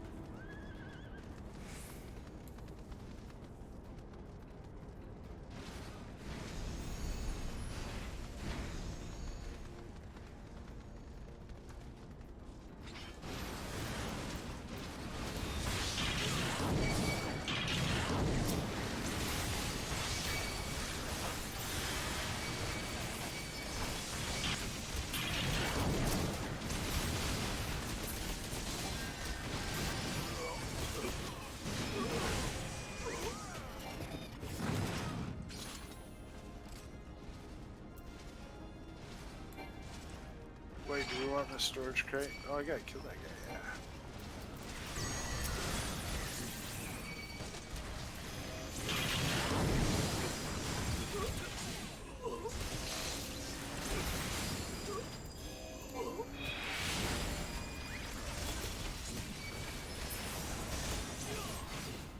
Now, do we want a what, KJ? Well, there's a storage crate over here that's all shiny. We don't. I don't think we need it, do we? Yeah, I don't see a storage crate. I don't either. Huh.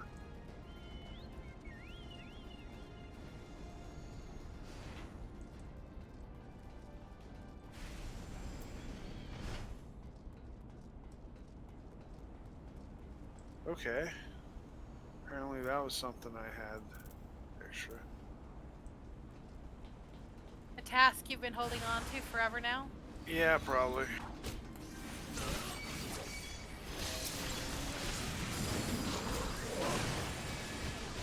I do that.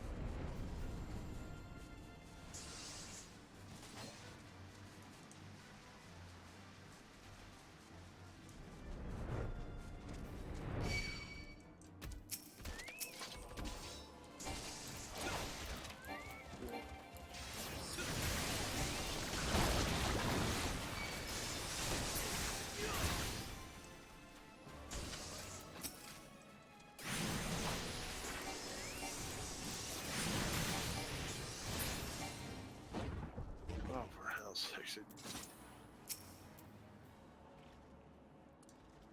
I have awaited your return most anxiously, my friend. You have done us a great service indeed. Thanks to your aid, our comrade Resh is safe, and we suffered no further casualties. Words cannot express my gratitude. All that is left is to report our mission success to Commander Allah. I don't do well with French, apparently. I shall go on to head to the Rising Stones.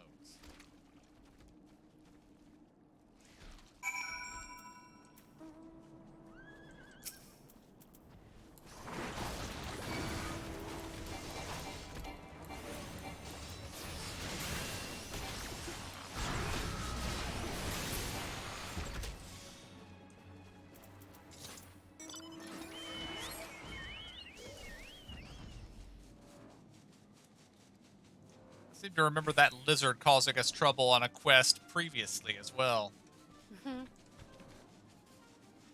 Or one that looked really close.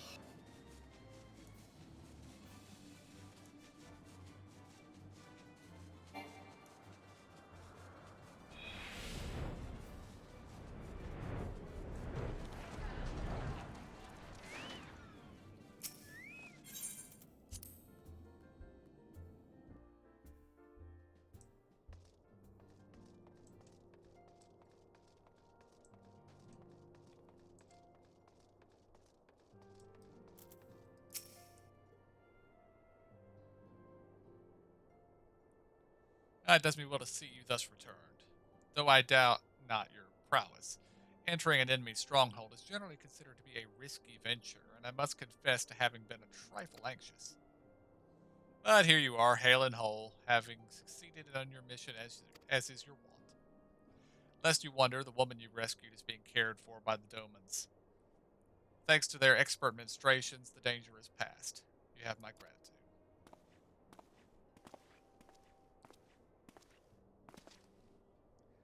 Allow me to thank you also, Scion.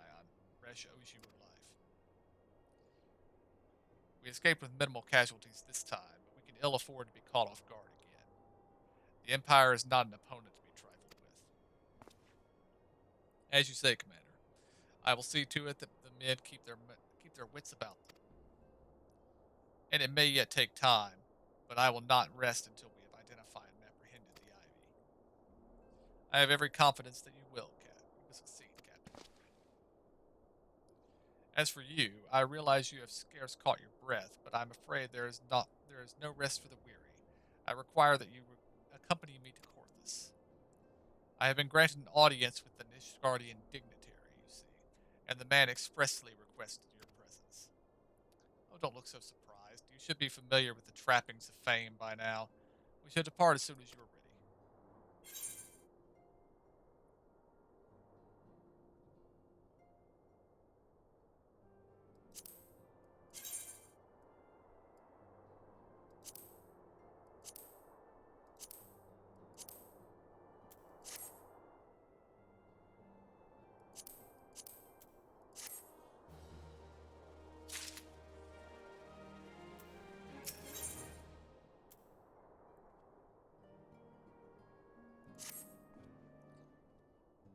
We have been blessed with a rare opportunity, an audience with the ambassador of the Holy See of Ishgard.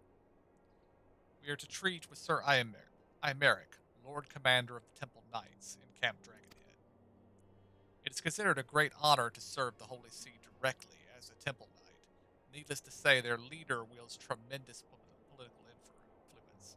We would be wise to court his favor. For that reason, I consider your attendance essential. Sir Imeric wishes to meet with the man behind the legend. I would not deny him the pleasure of your company. The antecedent should see the wisdom of this plan when you request her permission to accompany me to Corthus. Mayhap you feel this is a waste of your talents, which could doubtless be put to nobler use. If so, I should remind you that more good can be accomplished with the stroke of a pen than the thrust of a sword.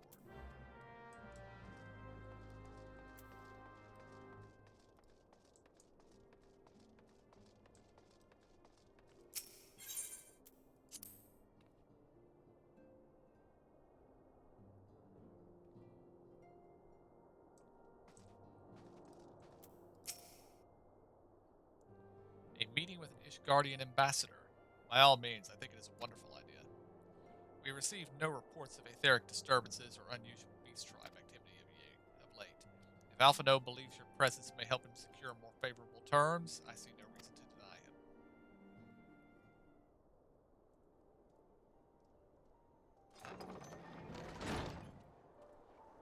Antecedent? I take it he has explained the situation. He has. Yet welcome though these overtures are, I cannot help but wonder what prompted them. The Ishgardians have spurned all contact with the other city-states for decades. Why reach out now? Would that I knew. The question of their motives is one which I have given no small amount of thought. Alas, I know no more than is generally known.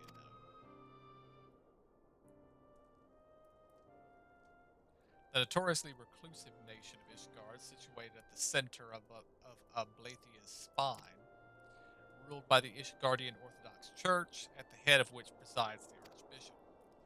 Members of the original Eorzean alliance formed in the wake of the Alamigo Falls some two decades ago. Friends of convenience who withdrew from the alliance as soon as the Imperial fleet was routed at the Battle of the Silver Tier Skies.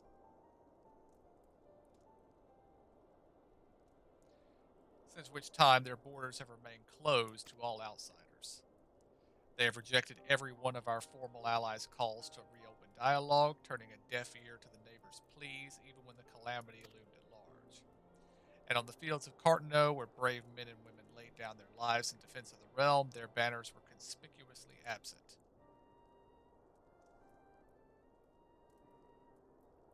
I have tried to convince Ishgard to rejoin the alliance at every opportunity. I have explained over and over again that Eorza stands united. We cannot hope to preserve our freedom. One by one, our nations will fall as once fell Alhamigo.